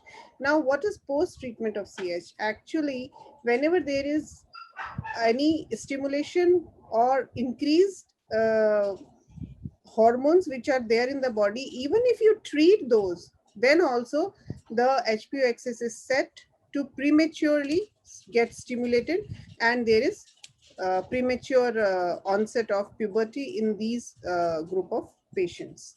Then the other type is the GnRH independent, which usually is the type of pubertal changes which we see in our practice, and mostly they are not systematic. They are isolated or asymmetric. That is, they may have only thelarchy, they may have adrenarchy, increase in pubic and axillary hair, but rest other problems are not there. And there are certain sources of steroid hormones, like one case we have already discussed, the juvenile type of granulosa cell tumor, which although is very rare, but yes, it produces estrogen. So the girl may present as precocious puberty due to the presence of estrogens. Then there are other causes, like they may have exogenous source of hormones. And the other, these both the two types of puberties are the isosexual precocities. That is, in a girl, they will induce changes which are feminine. But there is one which is contrasexual precocities, which is common in, which in our practice we see as virilization in girls. And this is because very important whenever there is at the time of puberty, there is contrasexual secondary sexual development or hyperandrogenism. It is very important to evaluate these cases, and the common causes are CAH or otherwise are isolated adrenarchy, and very important to rule out androgen secreting ovarian tumors, which, because in our practice we have seen 2 cases of androgen secreting ovarian tumors in young girls. So it is very important to know and the classification and the causes of precocious puberty. Thank you, Dr. Garima. This list is really so exhaustive. It's very, very difficult to remember and understand, because this type of cases, they come to us very rarely. It's not in the common practice. So we'll move on. And hi, Ragni, good to see you. Hi, Ragni. Yeah. So you please elaborate what is the central precocious puberty and how it is different from the peripheral precocious puberty. Good evening, everybody. First of all, I thank Ragini for giving me this opportunity of a part of this wonderful webinar. And the question given to me is what is central precocious puberty and how it differs from peripheral precocious puberty. See, central precocious puberty is the one that is HPO axis dependent, what Dr. Garima has already mentioned, and that is the commonest cause of precocious puberty, because we see more often that than that of the peripheral precocious puberty. See, we do not know, normally the HPO axis matures at certain stage, that is reawakening of the GnRH pulse generation. But somehow or other, in certain individuals, there is premature awakening of this pulse generator that is going to cause the central precocious puberty. Here, the main thing is the sequence of growth or the progression of the growth and secondary sexual characters are in order. Okay, then the central precocious puberty is found to be more common in girls than in boys. And the cutoff age for the girls, it is taken as 8, and some of the textbook description says even they take it as 7. But among the boys, it is around 9. And this peripheral precocious puberty is one that is not GnRH dependent. Okay, and in the central precocious puberty, the sequences are so common. And again, there are certain important reasons for that. One is like idiopathic, which is the most commonest thing.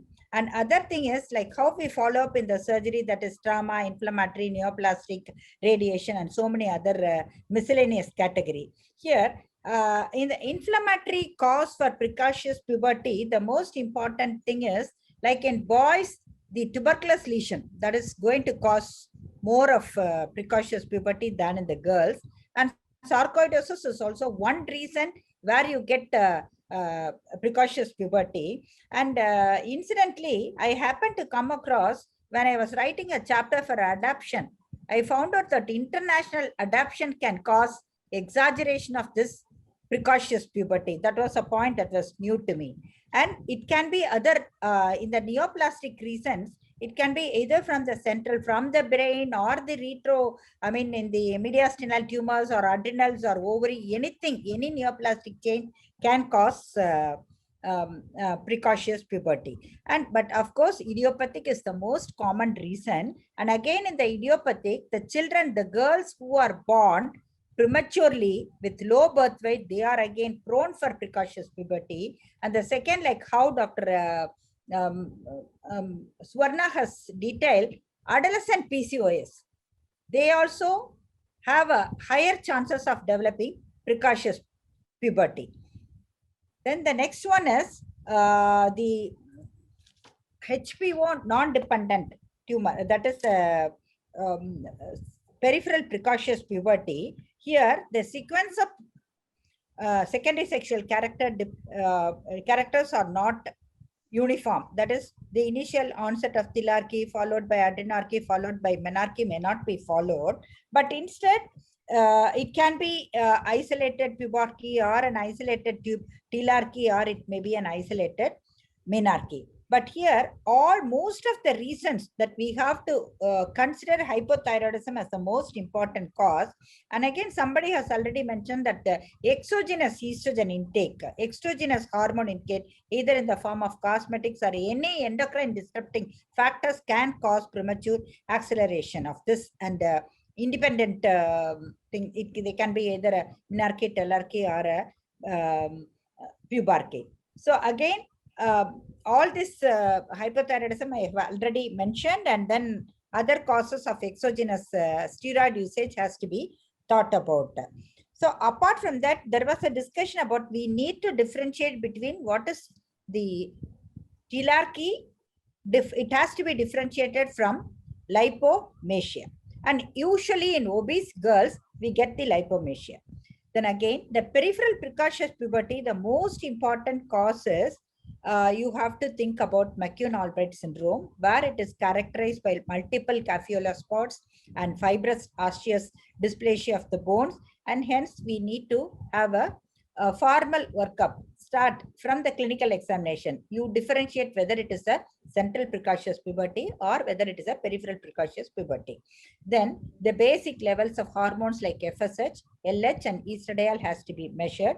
Thyroid, of course, for all patients. And the most important one is you need to have the radiography of the bone, because bone age is going to give you the excellent marker for the diagnosis of precocious puberty. Always the bone age matures much earlier than that of the chronological age. So that is one reason. So that means we can confirm that the patient has got a precocious puberty. Then we need to go for other radiological investigations like MRI, MRI of the brain can differentiate whether it is a inflammatory lesion or a space occupying lesion, or it could be an empty cell syndrome, astromas, and so many other reasons. And then again, the abdomen and pelvic MRI has to be done to rule out adrenal cause, or it could be the ovarian, like how you have described in your patient. So once having come to the diagnosis, whether it is a central or a precocious puberty, then we need to plan our management accordingly. Ma'am, exactly how do we take the bone? If you can, for everybody's advantage, can you explain which wrist, till how much, what exactly how do we take the X-ray? That is, we have to take the wrist. And you see, for the that wrist, the bone age can be detected by the epiphysis. And the and specifically, I think we take the left hand left hand, wrist. Yeah, left wrist. That is very important. Right. And this is that detailed algorithm how we should go about regarding the development of, like when you examine the premature thelarchy, how that is already the glandular and the lipomatous thing has been described. And vaginal bleeding, isolated vaginal bleeding, always you think about the foreign bodies in these young girls. Okay, then this girls. But sometimes we have to think about the neoplastic lesions like the sarcoma botrytis. That can also be one of the dangerous conditions what we see.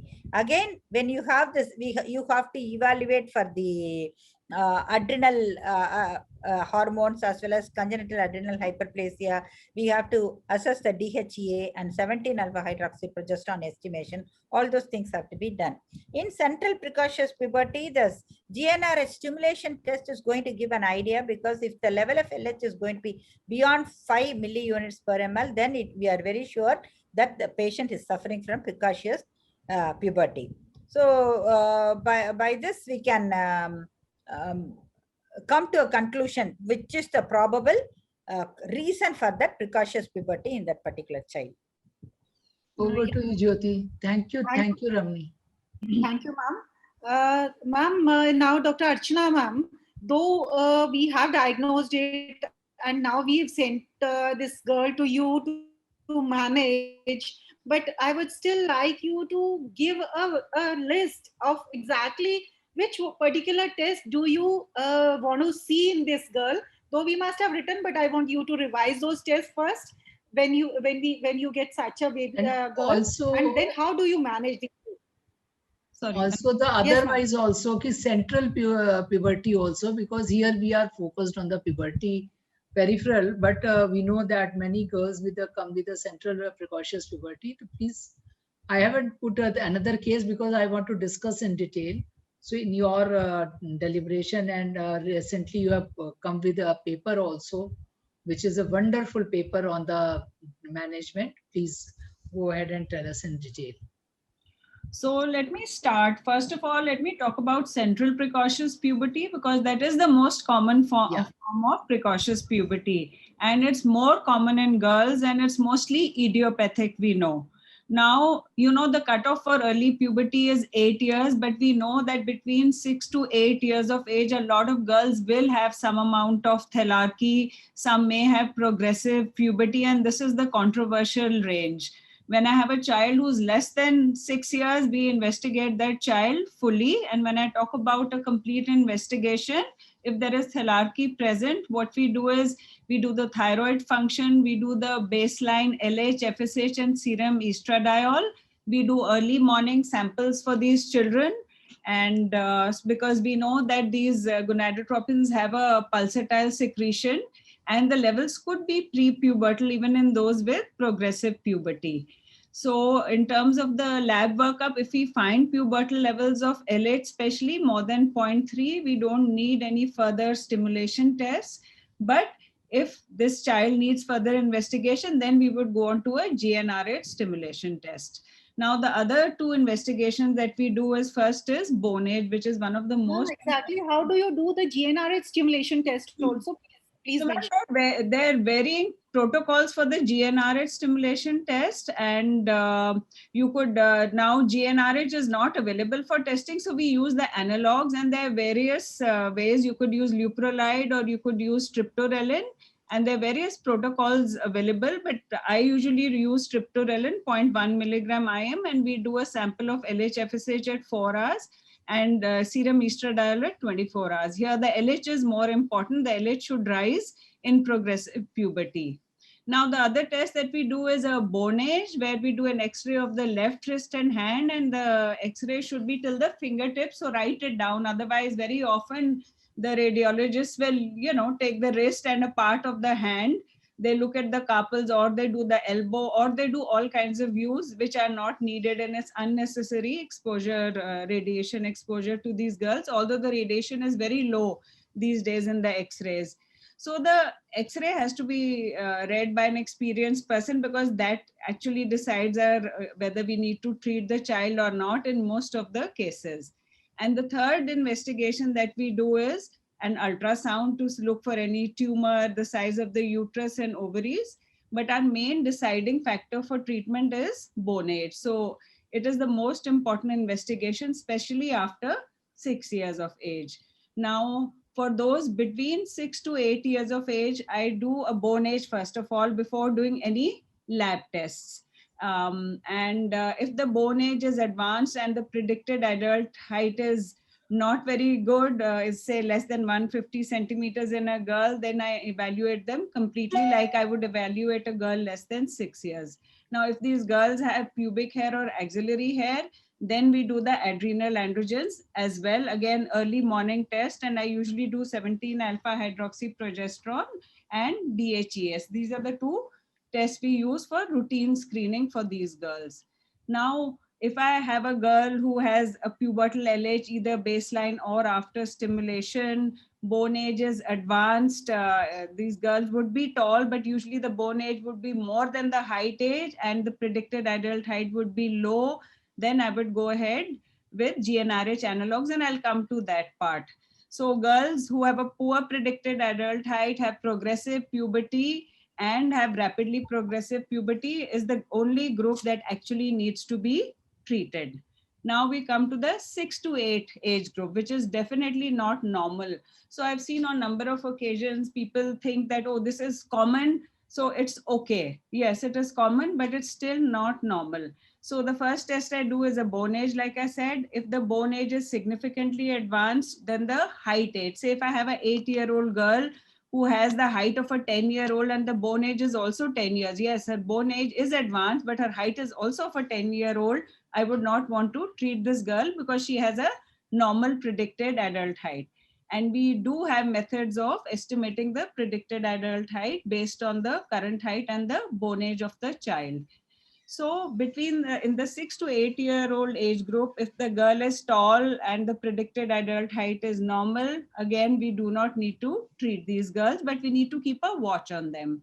Then we have a third group, which will again start between 6 to 8 years. These girls mostly have some amount of breast development. They may be a little overweight. Sometimes, because of chronic, because of the weight gain, some breast tissue may be there.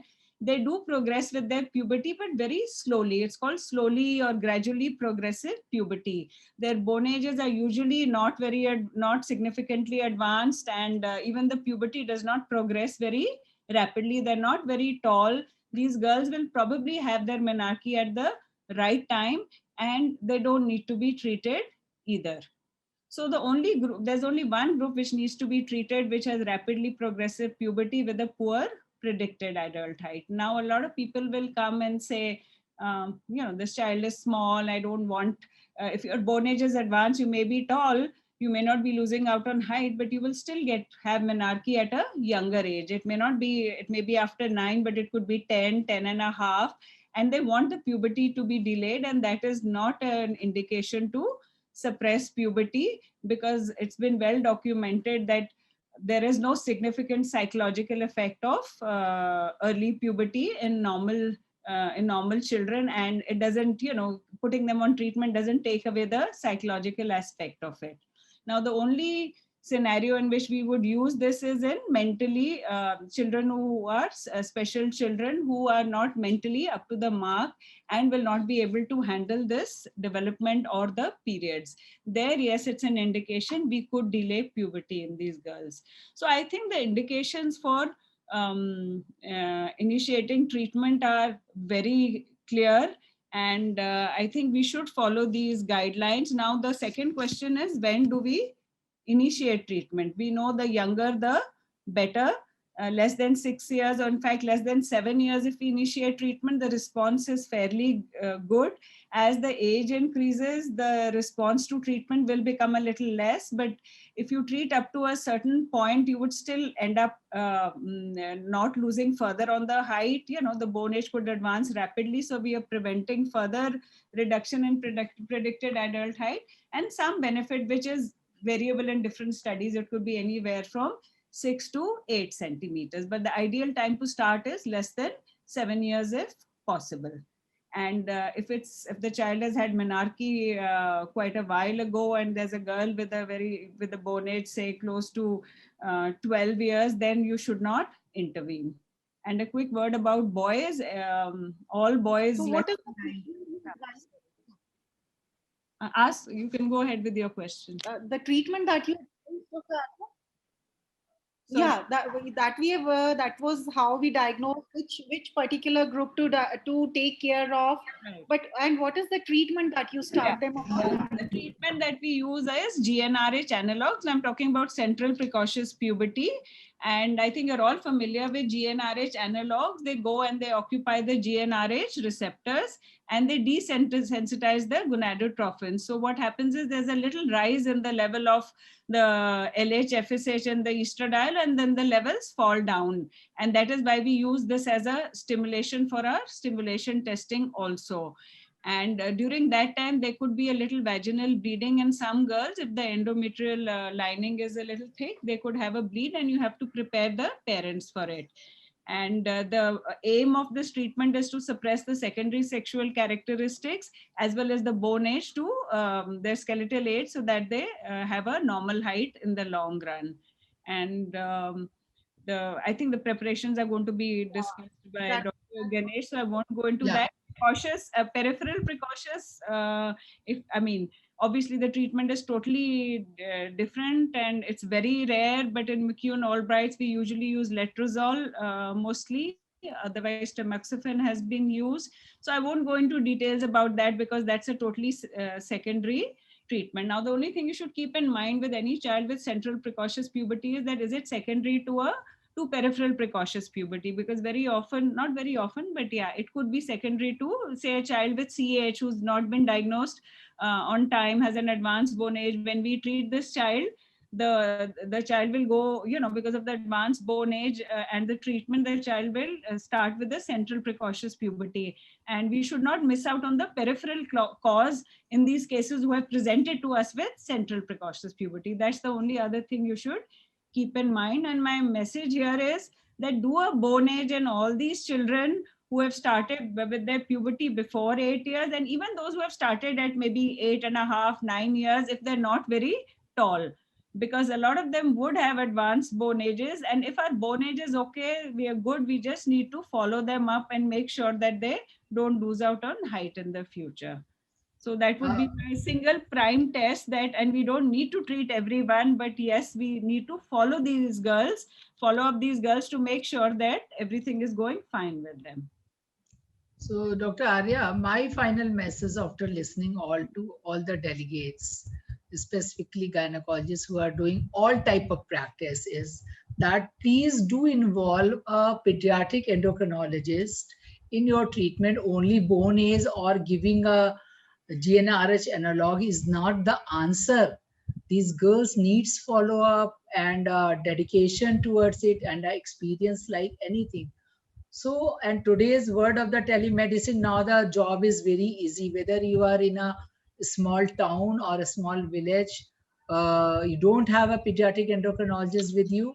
Now with the telemedicine, you can be connected and you develop your multidisciplinary attitude towards the treatment of your patient, because in today's world of the medico-legal hostility and telemedicine. Nobody is going to excuse you if you are not very proper in your treatment. So over to you, Jyoti, for next question. Yeah, thank you, ma'am. It is very, very important actually, because we don't pick up so many things what a pediatric endocrinology would do. So it is a very, very clear message, and we should always be multidisciplinary in our approach in dealing, because it is actually the life of a child that we are dealing with. And if we misdiagnose and we do not treat at the right time, later on referring that baby means nothing. So, Dr. Ganesh, cases come to us when it's too late for us to help them. That's the sad part, and it's one of the commonest causes of short stature in our clinic, rather than the other causes of short stature, because it does get missed out by the parents also. They also seek help very late, and I think that's a message which we have to pass on to the public also. the treatment, the time exactly when we have to start this treatment is very, very important, because if we miss that time, then treating is that makes no it doesn't matter then. So Dr. Ganesh, what are the signs now? Dr. Archana started them on gonadotrophins. So what do you think, what are the types, doses, then what are the signs that the treatment is going on properly?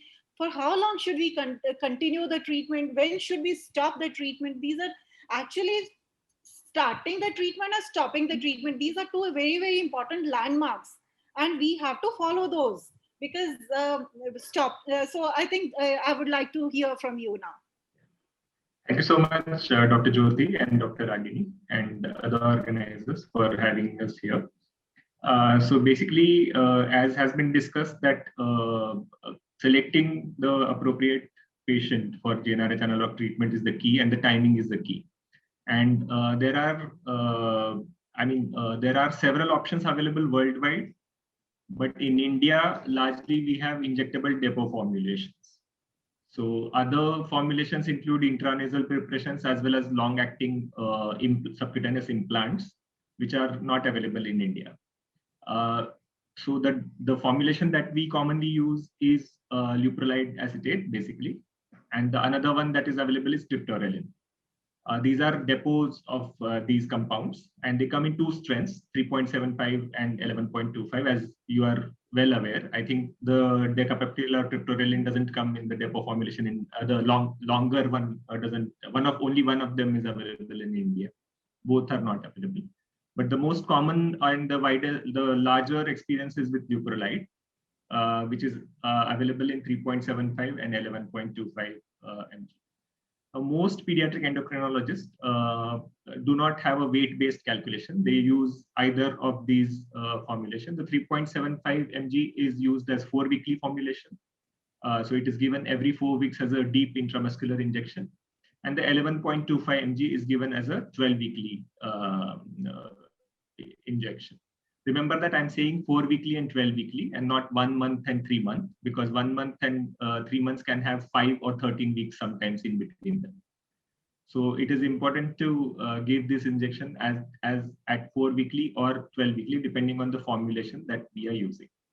Sometimes we may need to use higher dose, particularly if the girl is obese and we are not seeing a response to these baseline dosages. So one may have to go on to 7.5 milligram 4-weekly or 22.5 milligram injection also. Sometimes we also alter the frequency of injection. So instead of giving the injection 12-weekly, if we feel that the clinical effect is not lasting for 12 weeks, then we may kind of shorten the duration to 8 or 10 weeks or something like that. So these are some modifications that we do based on the response. Now, when I talk of response, we are mainly talking of clinical parameters and some of the laboratory parameters and radiological parameters. The most important is clinical parameters. So while we are giving the GnRH analog therapy, we expect the secondary sexual characters to stop progressing. So one of the main goal, they may not, particularly if they are very advanced at the beginning, the breast development may not go back to totally normal prepubertal kind of a stage. Most of the times it remains the same, but progression is what should definitely not happen. Also, we monitor what is called as growth velocity. which means that we check the height between the two observations that we are seeing at every 3 months or 6 months, something like that. And the growth velocity has to be prepubertal while on treatment. That is the concept, that we are basically kind of inducing a prepubertal kind of state in that particular girl so that she continues to grow for a longer time and has a better height at the onset of puberty. That is what is the concept behind GnRH analog therapy. So growth velocity, progression of secondary sexual characteristics, these are important.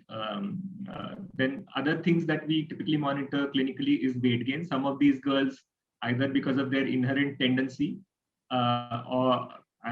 mostly because of their inherent tendency to put on weight, may show excessive weight gain on GnRH analog therapy. And it is important to emphasize the lifestyle and dietary measures for preventing obesity. Then in terms of biochemical monitoring, most of us do an LH typically after an hour of the depot injection that we are giving. And we try and keep these LH values stimulated, that is the 1 hour post depot values, to less than 3. So that is one of the indicator, but as I said, that it is not a standalone indicator. We have to use the clinical parameters along with that. And it is not necessary that after every injection we do this. It depends on the clinical response to treatment. So I do once in 6 months or something like that. And bone age. So one of the aim of treatment is also to kind of halt the bone age at where it is. So we monitor the bone ages. There's no point in doing it every visit or something like that. So we do it 6 to 12 monthly, depending on the case-to-case basis. So these are the usual parameters that we monitor in a case of central precocious puberty. The endpoints of puberty depend on why you started the treatment in first place. So if sometimes the indication is purely from the point of view of psychosocial reasons, that the girl is not comfortable in handling menses, and the height prognosis per se is not the reason in that case. Typically when the peers are having menses at that time, the girl may be comfortable. So I would typically not give beyond 11 years of age in such a girl. But where height is the point in contention or question, we are looking at what is the expected adult height prognosis that we are calculating based on the bone age and the Bailey Pigno Atlas.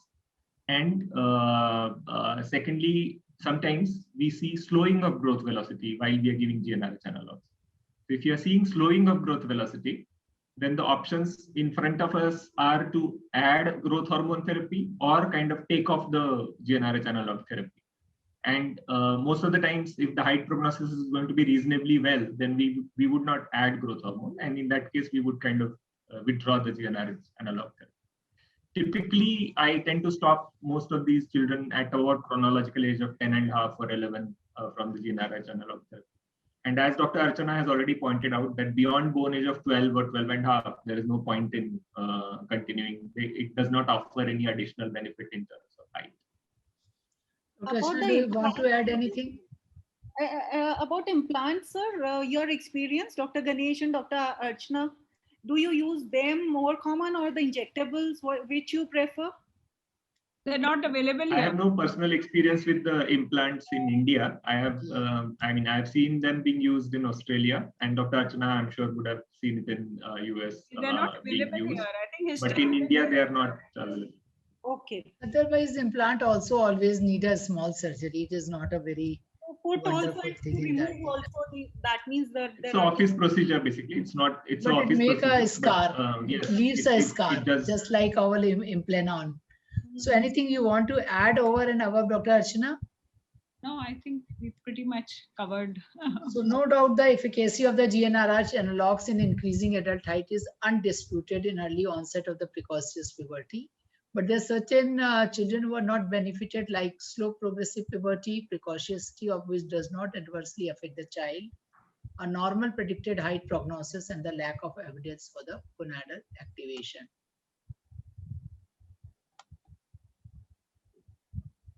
So two of the most difficult decisions in the treatment of the central precocious puberty are whether to initiate treatment in girls between age 6 to 8 and to decide what age to stop treatment, which our both esteemed panelists has made it very, very clear after 12, it is no benefit to continue. Over I would to just you. like to add that in the subgroup of SGA babies, I have found the bone age, I'm sure Dr. Archana would also agree that the bone age is a bit unreliable in SGA babies who get a little early. I mean, you see that the bone age is not much advanced, and within a year, sometimes the girl rapidly zooms through puberty, and so that is so you have to be very careful about girls who have a history of being born SGA. Yeah, I think we should keep all of them under scrutiny. I do that, if they've started early, and I do repeat a bone age in between to make sure that everything is going fine. And SGAs, yes, as Dr. Ganesh said, are very likely to accelerate somewhere, even if the bone ages are okay at the onset of puberty. Right. So thank you so much, Dr. Ganesh and Dr. Archana, for your inputs. So coming over to Dr. Garima. Dr. Garima, we've spoken a lot about central precocious puberty. Now, about these isolated pubertal changes, the Thilarchy, Menarche, Adrenarche. Please, what are these and how do we diagnose them? Your opinion, please. Our practice also, normally we see more of these type of patients, like premature Thilarchy patients, obese, or SGA babies, or young girls with obesity, with sedentary lifestyle. These patients usually present with sometimes premature Thilarchy. So it is very important to know that this is a benign condition. If it is not associated with bone age, advanced bone age, and mostly it is not. So we have to just counsel the patient, we have to counsel the parents, and nothing, we can just keep a close watch on these patients, and not necessarily we need to treat this condition. And there was a question like how to diagnose whether it is a normal breast development or it is a lipomestia. So here it is very important that we should know the development of breast.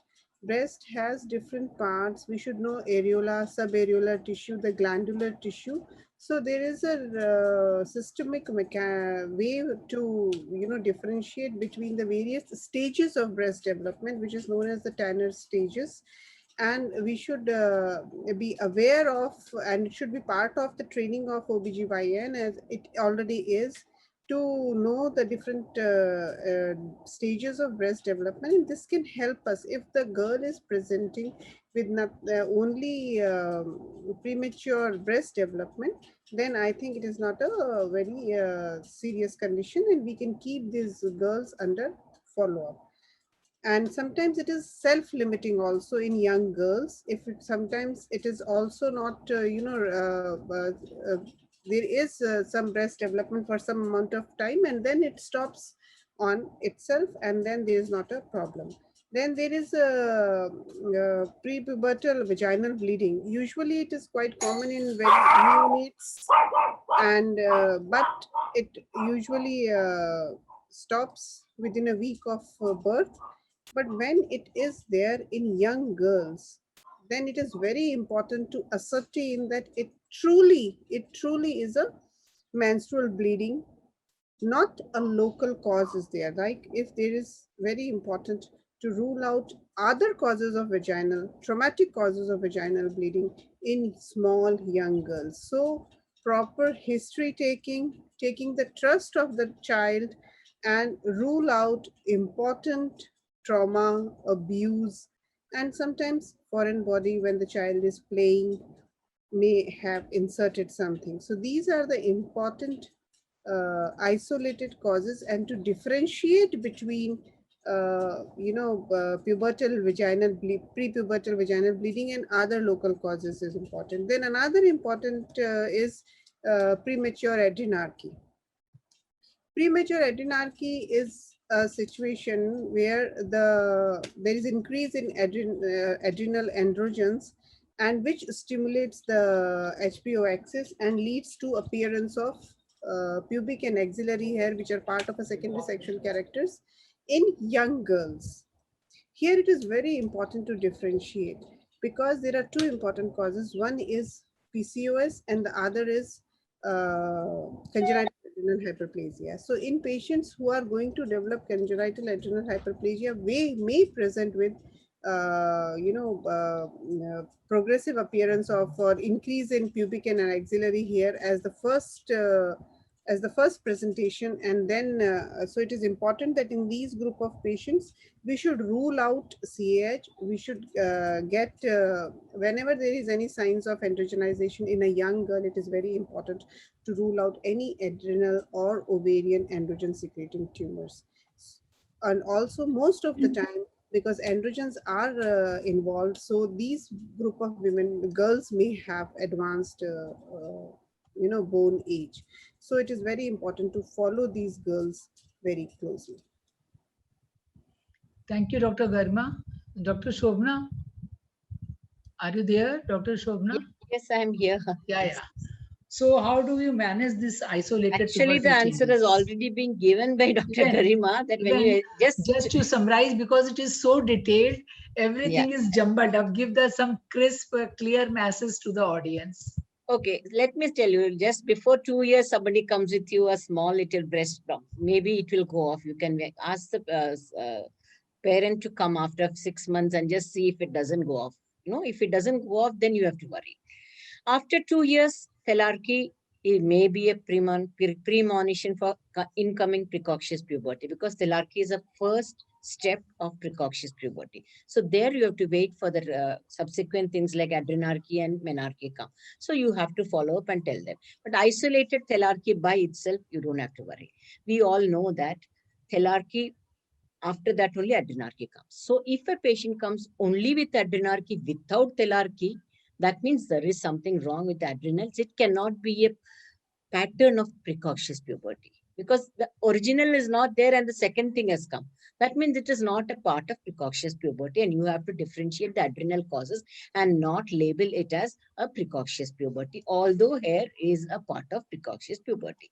But it has not come after one. Once I had a patient who had come with bleeding PV, she says, and actually it was because she had cut a chicken and all that blood she has put on a cloth and come, something like that. She had not, and how did I find that out? I asked her to remove her blouse and I found there was no thelarchy. I said, how can a girl without thelarchy get menarche? So that same way, without thelarchy, if you get adrenarche, that means it is not precocious puberty. So you have to follow that patient up as an adrenarche patient. Whereas menarche coming without thelarchy and pubarchy, it's impossible. So you have to look for follicular cysts, you have to look for trauma, you have to look for other things. So isolated things coming, not in, if menarche comes, definitely it's not precocious puberty. If adrenarche comes, it's definitely not precocious puberty. But you also have to look for your hypothyroidism leading to follicular cysts, leading to menarche. So that when you, that can even affect the HPA axis also. But it is a treatable cause of precocious puberty. So you have to follow up the patient who comes with thelarchy, and a patient with adrenarche, don't worry about precocious puberty, but look for adrenal causes. Patient comes with menarche, without thelarchy or adrenarche, definitely look for follicular cysts and hypothyroidism. That's maybe in my summarization. That's all I can do. With all pediatric endocrinologists around here, I can't do better than them. Can I that was add something to it? Can I just add something? Yes, You're madam. absolutely right, ma'am. But occasionally, adrenarche can precede thelarchy. So, Okay, it ma'am. could be, so all that we need to do is, like you said, we don't need to do anything, but just call them back for follow-up to see if it is progressive, if the thelarchy has Yes, also. you cannot let them go off like that. That's all. Yeah. That's all. Just Okay, follow thank you, madam. Thank you, ma'am. Yeah, so coming on to our another question, Dr. Ramini ma'am. Ma'am, what are the effects of early pubertal disorder on the mental health of these girls? Yes, it has got a very bad impact upon the mental health of the pubertal girl.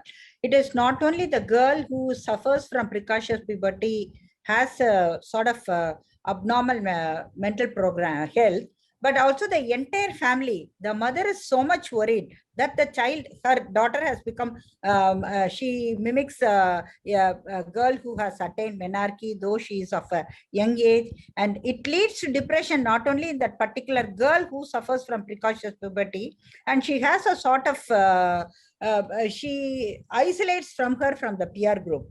because of precocious puberty and for the breast development, she may feel ashamed. And once, even if she gets her menstruation, that is an added problem to her, because at the young age, she may not be able to handle the menstrual hygiene. That is one part of it. And her peer group may comment her that she is in physics as well as the physics and the mental thing. She is quite different from their fellows. Again, the problem is because of mental depression, she is likely to get involved in some of the other problems like sexual abuse, and then erratic sexual behavior can happen because of this precocious puberty. So we know that in the literature, evidence says that the youngest girl, she has become a mother, was Lina Medina from Peru. That was at the age of 6. But recently, last week, there was a message. One of the girls at the age of 11 in USA has become a mother. So all such sorts of problems can happen to this precocious puberty girl. So we have to be very careful. Again, regarding the height of the patient, initially at the time of puberty, she can have an exaggerated bone height, which will have a tall appearance than that of her classmates. But once when there is puberty has occurred, she fails to catch up her growth and she may appear short. So this is a state of condition where we have to have a total psychological support should be given to that particular girl apart from the medical help, and the whole family has to be counseled. So she has to be protected from the abnormal sexual abuse is likely to be more common in these girls. So we need to have a sexual counseling is also needed. And if the patient is, I say ideally, if the patient is being put on treatment for her precocious puberty, she's better protected. But otherwise, these are all some of the social and problems and the mental and the depression problems or this girl can have at the time of precocious puberty. Very rightly, very, very clearly, ma'am, you've made it so very clear. Absolutely, it causes a lot of pressure on both the girl as well as her parents. And I mean, when they compare themselves negatively to their peers. They feel more anxious. And initially they look taller, and then they look, they don't match their peers. So it is something very disturbing, and it causes and it can affect the learning capacity. That learning capacity of the girl is also affected. She tends to lag behind in her academics. Right. And the main thing, they are so vulnerable for the wrong kind of the advancement and everything. So my favorite topic, window of opportunity. Dr. Pandey, Dr. Kiran is there? Yeah, I'm there. Yeah. So what type of the window of opportunity you see in these cases when these girls comes to you or the parents comes to you, or otherwise also any girl who looks more mature to comes to you for the window of opportunity? Well, Dr. Ramani has very nicely put, I think, analyzed all the complications which can be associated with it. So these are the points which we have to take care. And for that, I would say, but that we are talking, we want them to be aware of that. But what is the reality is absolutely different. If you do the survey, and in fact, I had just one survey I saw, in fact, then which says actually only 34% of the young people even today have the knowledge about what is HIV, what is its prevention, what is its transmission. So people are still very much unaware, and the 2 out of the 3 girls in some countries, they don't even have the idea what is happening when they start with the menses. By the reason we all know, but even like, of course, most of the girls have become smart. The social media has made them a lot of aware. Still, many mothers themselves do not know the things in detail, and they don't know how to teach their children about that. So when the child has some problem, becomes totally unaware. I mean, the girl is totally unaware what to do about it. And so she talks to her peer, and they don't also have that knowledge, exact, proper knowledge. So the result, you can imagine what happens. So for that, I think the window of opportunity, I would like to say, is the best thing is like UNESCO, which has said about the comprehensive sexuality-based education. That is the, I would say, it's the most important thing.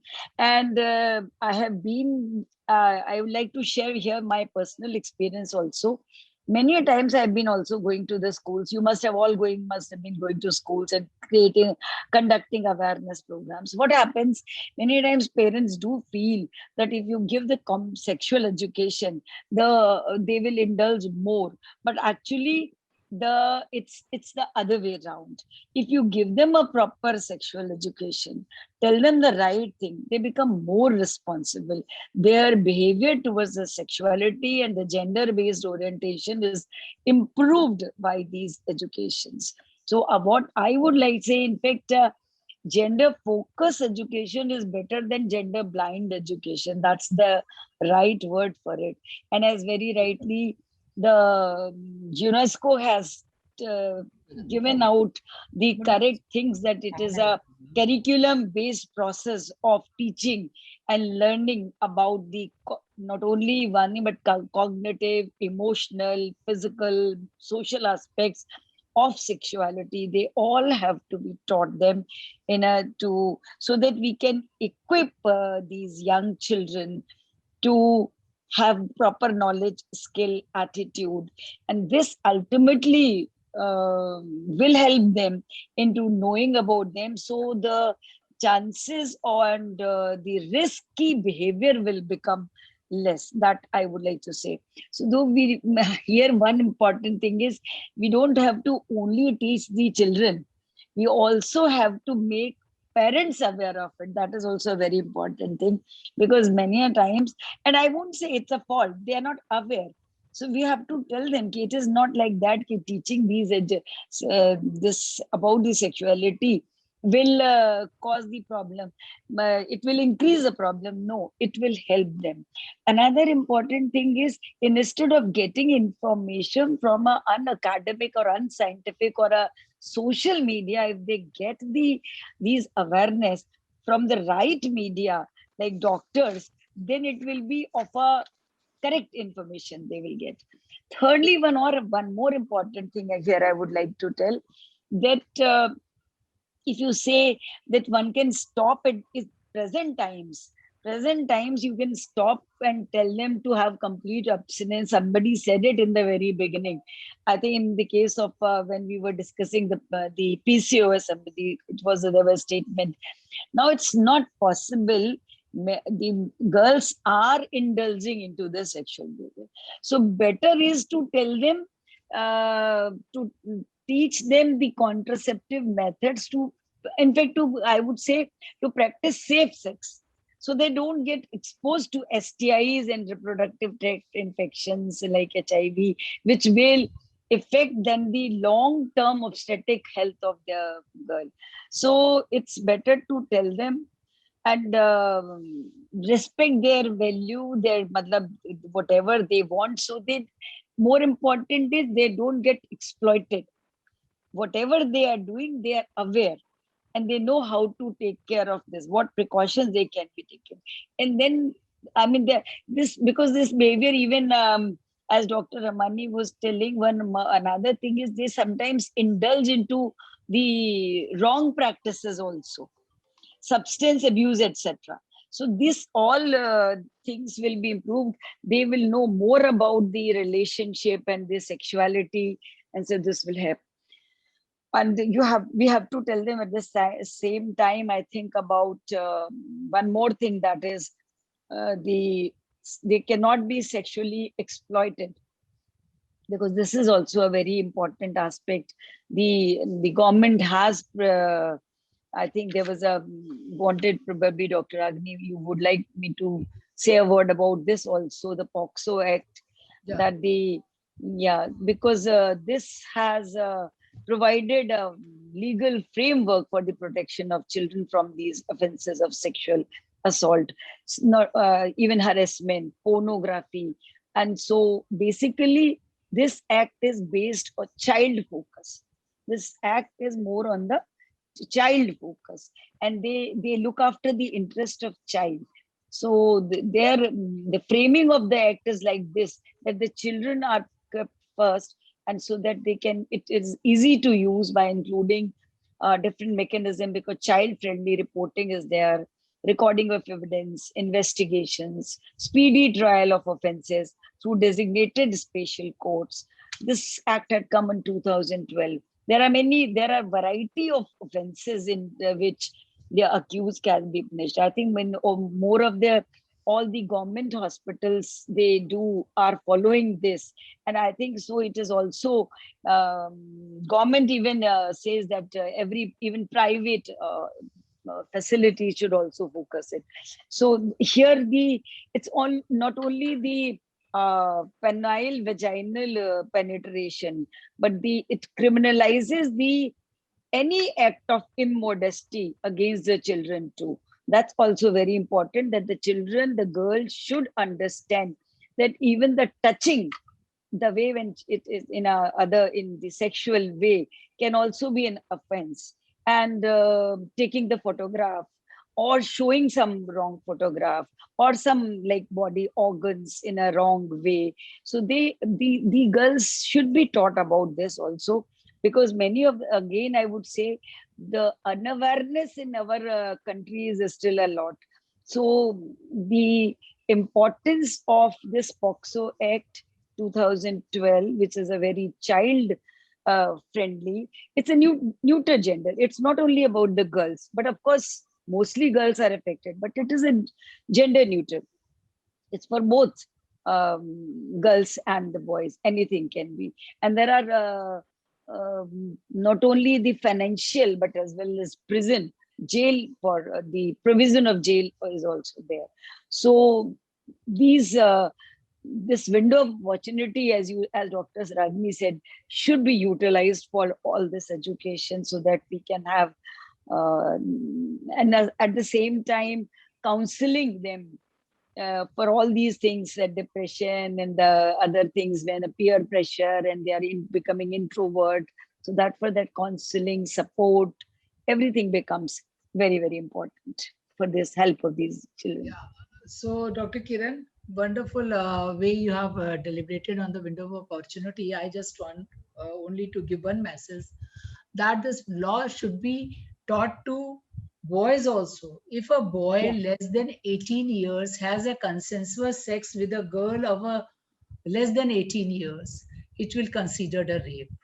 So many a time, young boys who is having a consensuous sex with a young boy, with a young girl, the girl will be covered in the Pascola, and that boy was taken as a candidate of the rape. Yeah. So this one more thing, Dr. important Ragini. thing. Yeah, I just also wanted to point out one thing. Our obstetrician, our gynecologist friends, and the young doctors who are working in the hospital should always be aware, if a girl, as you rightly said, if a young girl comes with such type of complaint, it's mandatory to report it. Yeah. Even if he says it is consensual, as Dr. Ragini said, even she says consensual, still, she wants medical legal or not, that's a different thing. But reporting is mandatory. There is even consent for this. I don't want any action. That's a different thing. But reporting once is, otherwise the gynecologist may fall into the trap of something, penalized for that. So thank you, Dr. Kiran. Over to Jyoti to sum up and the crisp message from all panelists. Thank you so much, each and everyone. I think that was absolutely crystal clear today. A topic which is so very difficult. I think right from the time all the panelists have really made it very clear to us. Dr. Arya, Dr. Ganesh, Dr. Kiran Pandey, Dr. Ramini Devi ma'am, Dr. Shobna, and Dr. Garima.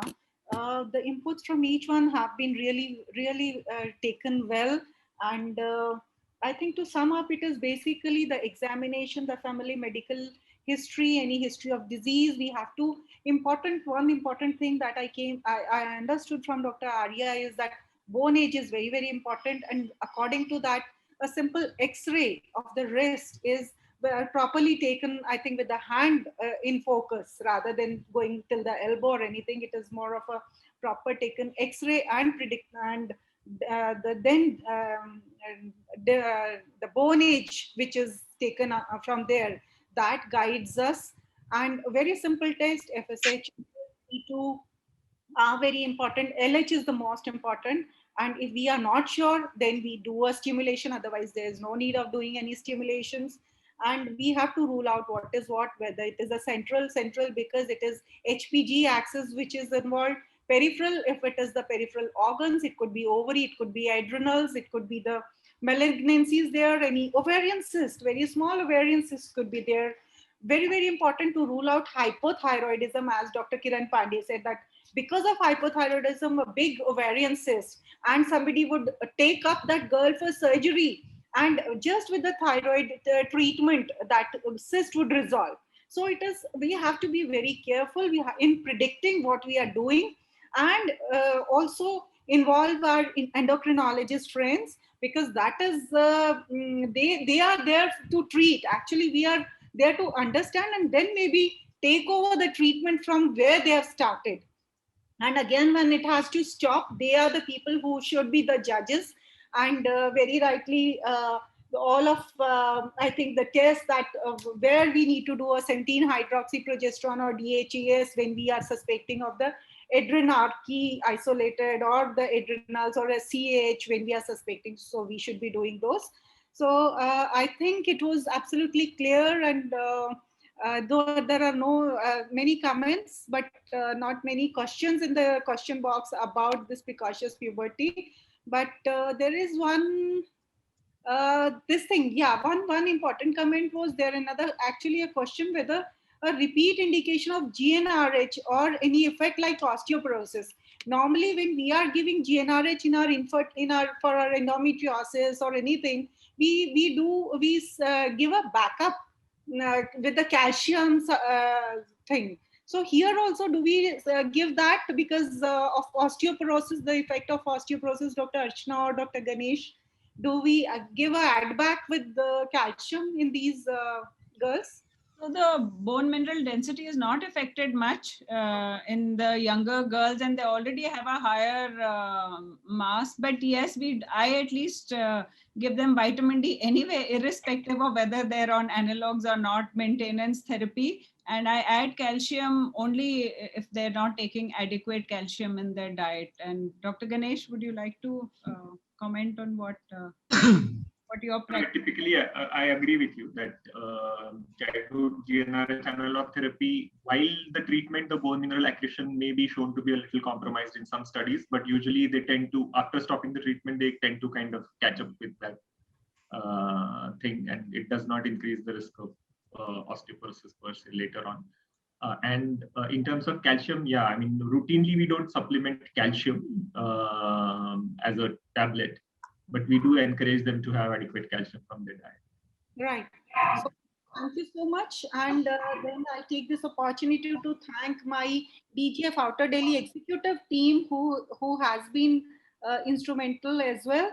And I would like to thank our Senior Vice President, Dr. Punita Mahajan ma'am, Vice President, Dr. Alka Jain, Joint Secretary, Dr. Neelam Gupta, Treasurer, Dr. Ekta Bajaj, and Joint Treasurer, Dr. Anita Kaushik, who also have joined us. And if Dr. Punita Mahajan ma'am is here, ma'am, I would like you to say a few words, and then I would like to thank each one, our chief guest, our guest of honor, Dr. Lakshmi ma'am, Dr. Achla ma'am, and our speaker, Dr. Suvarna, who has really done a wonderful, wonderful task of telling us about it, about this new nomenclature that she's come up with, and all my chairpersons, Dr. Surveen and Dr. Kishore sir.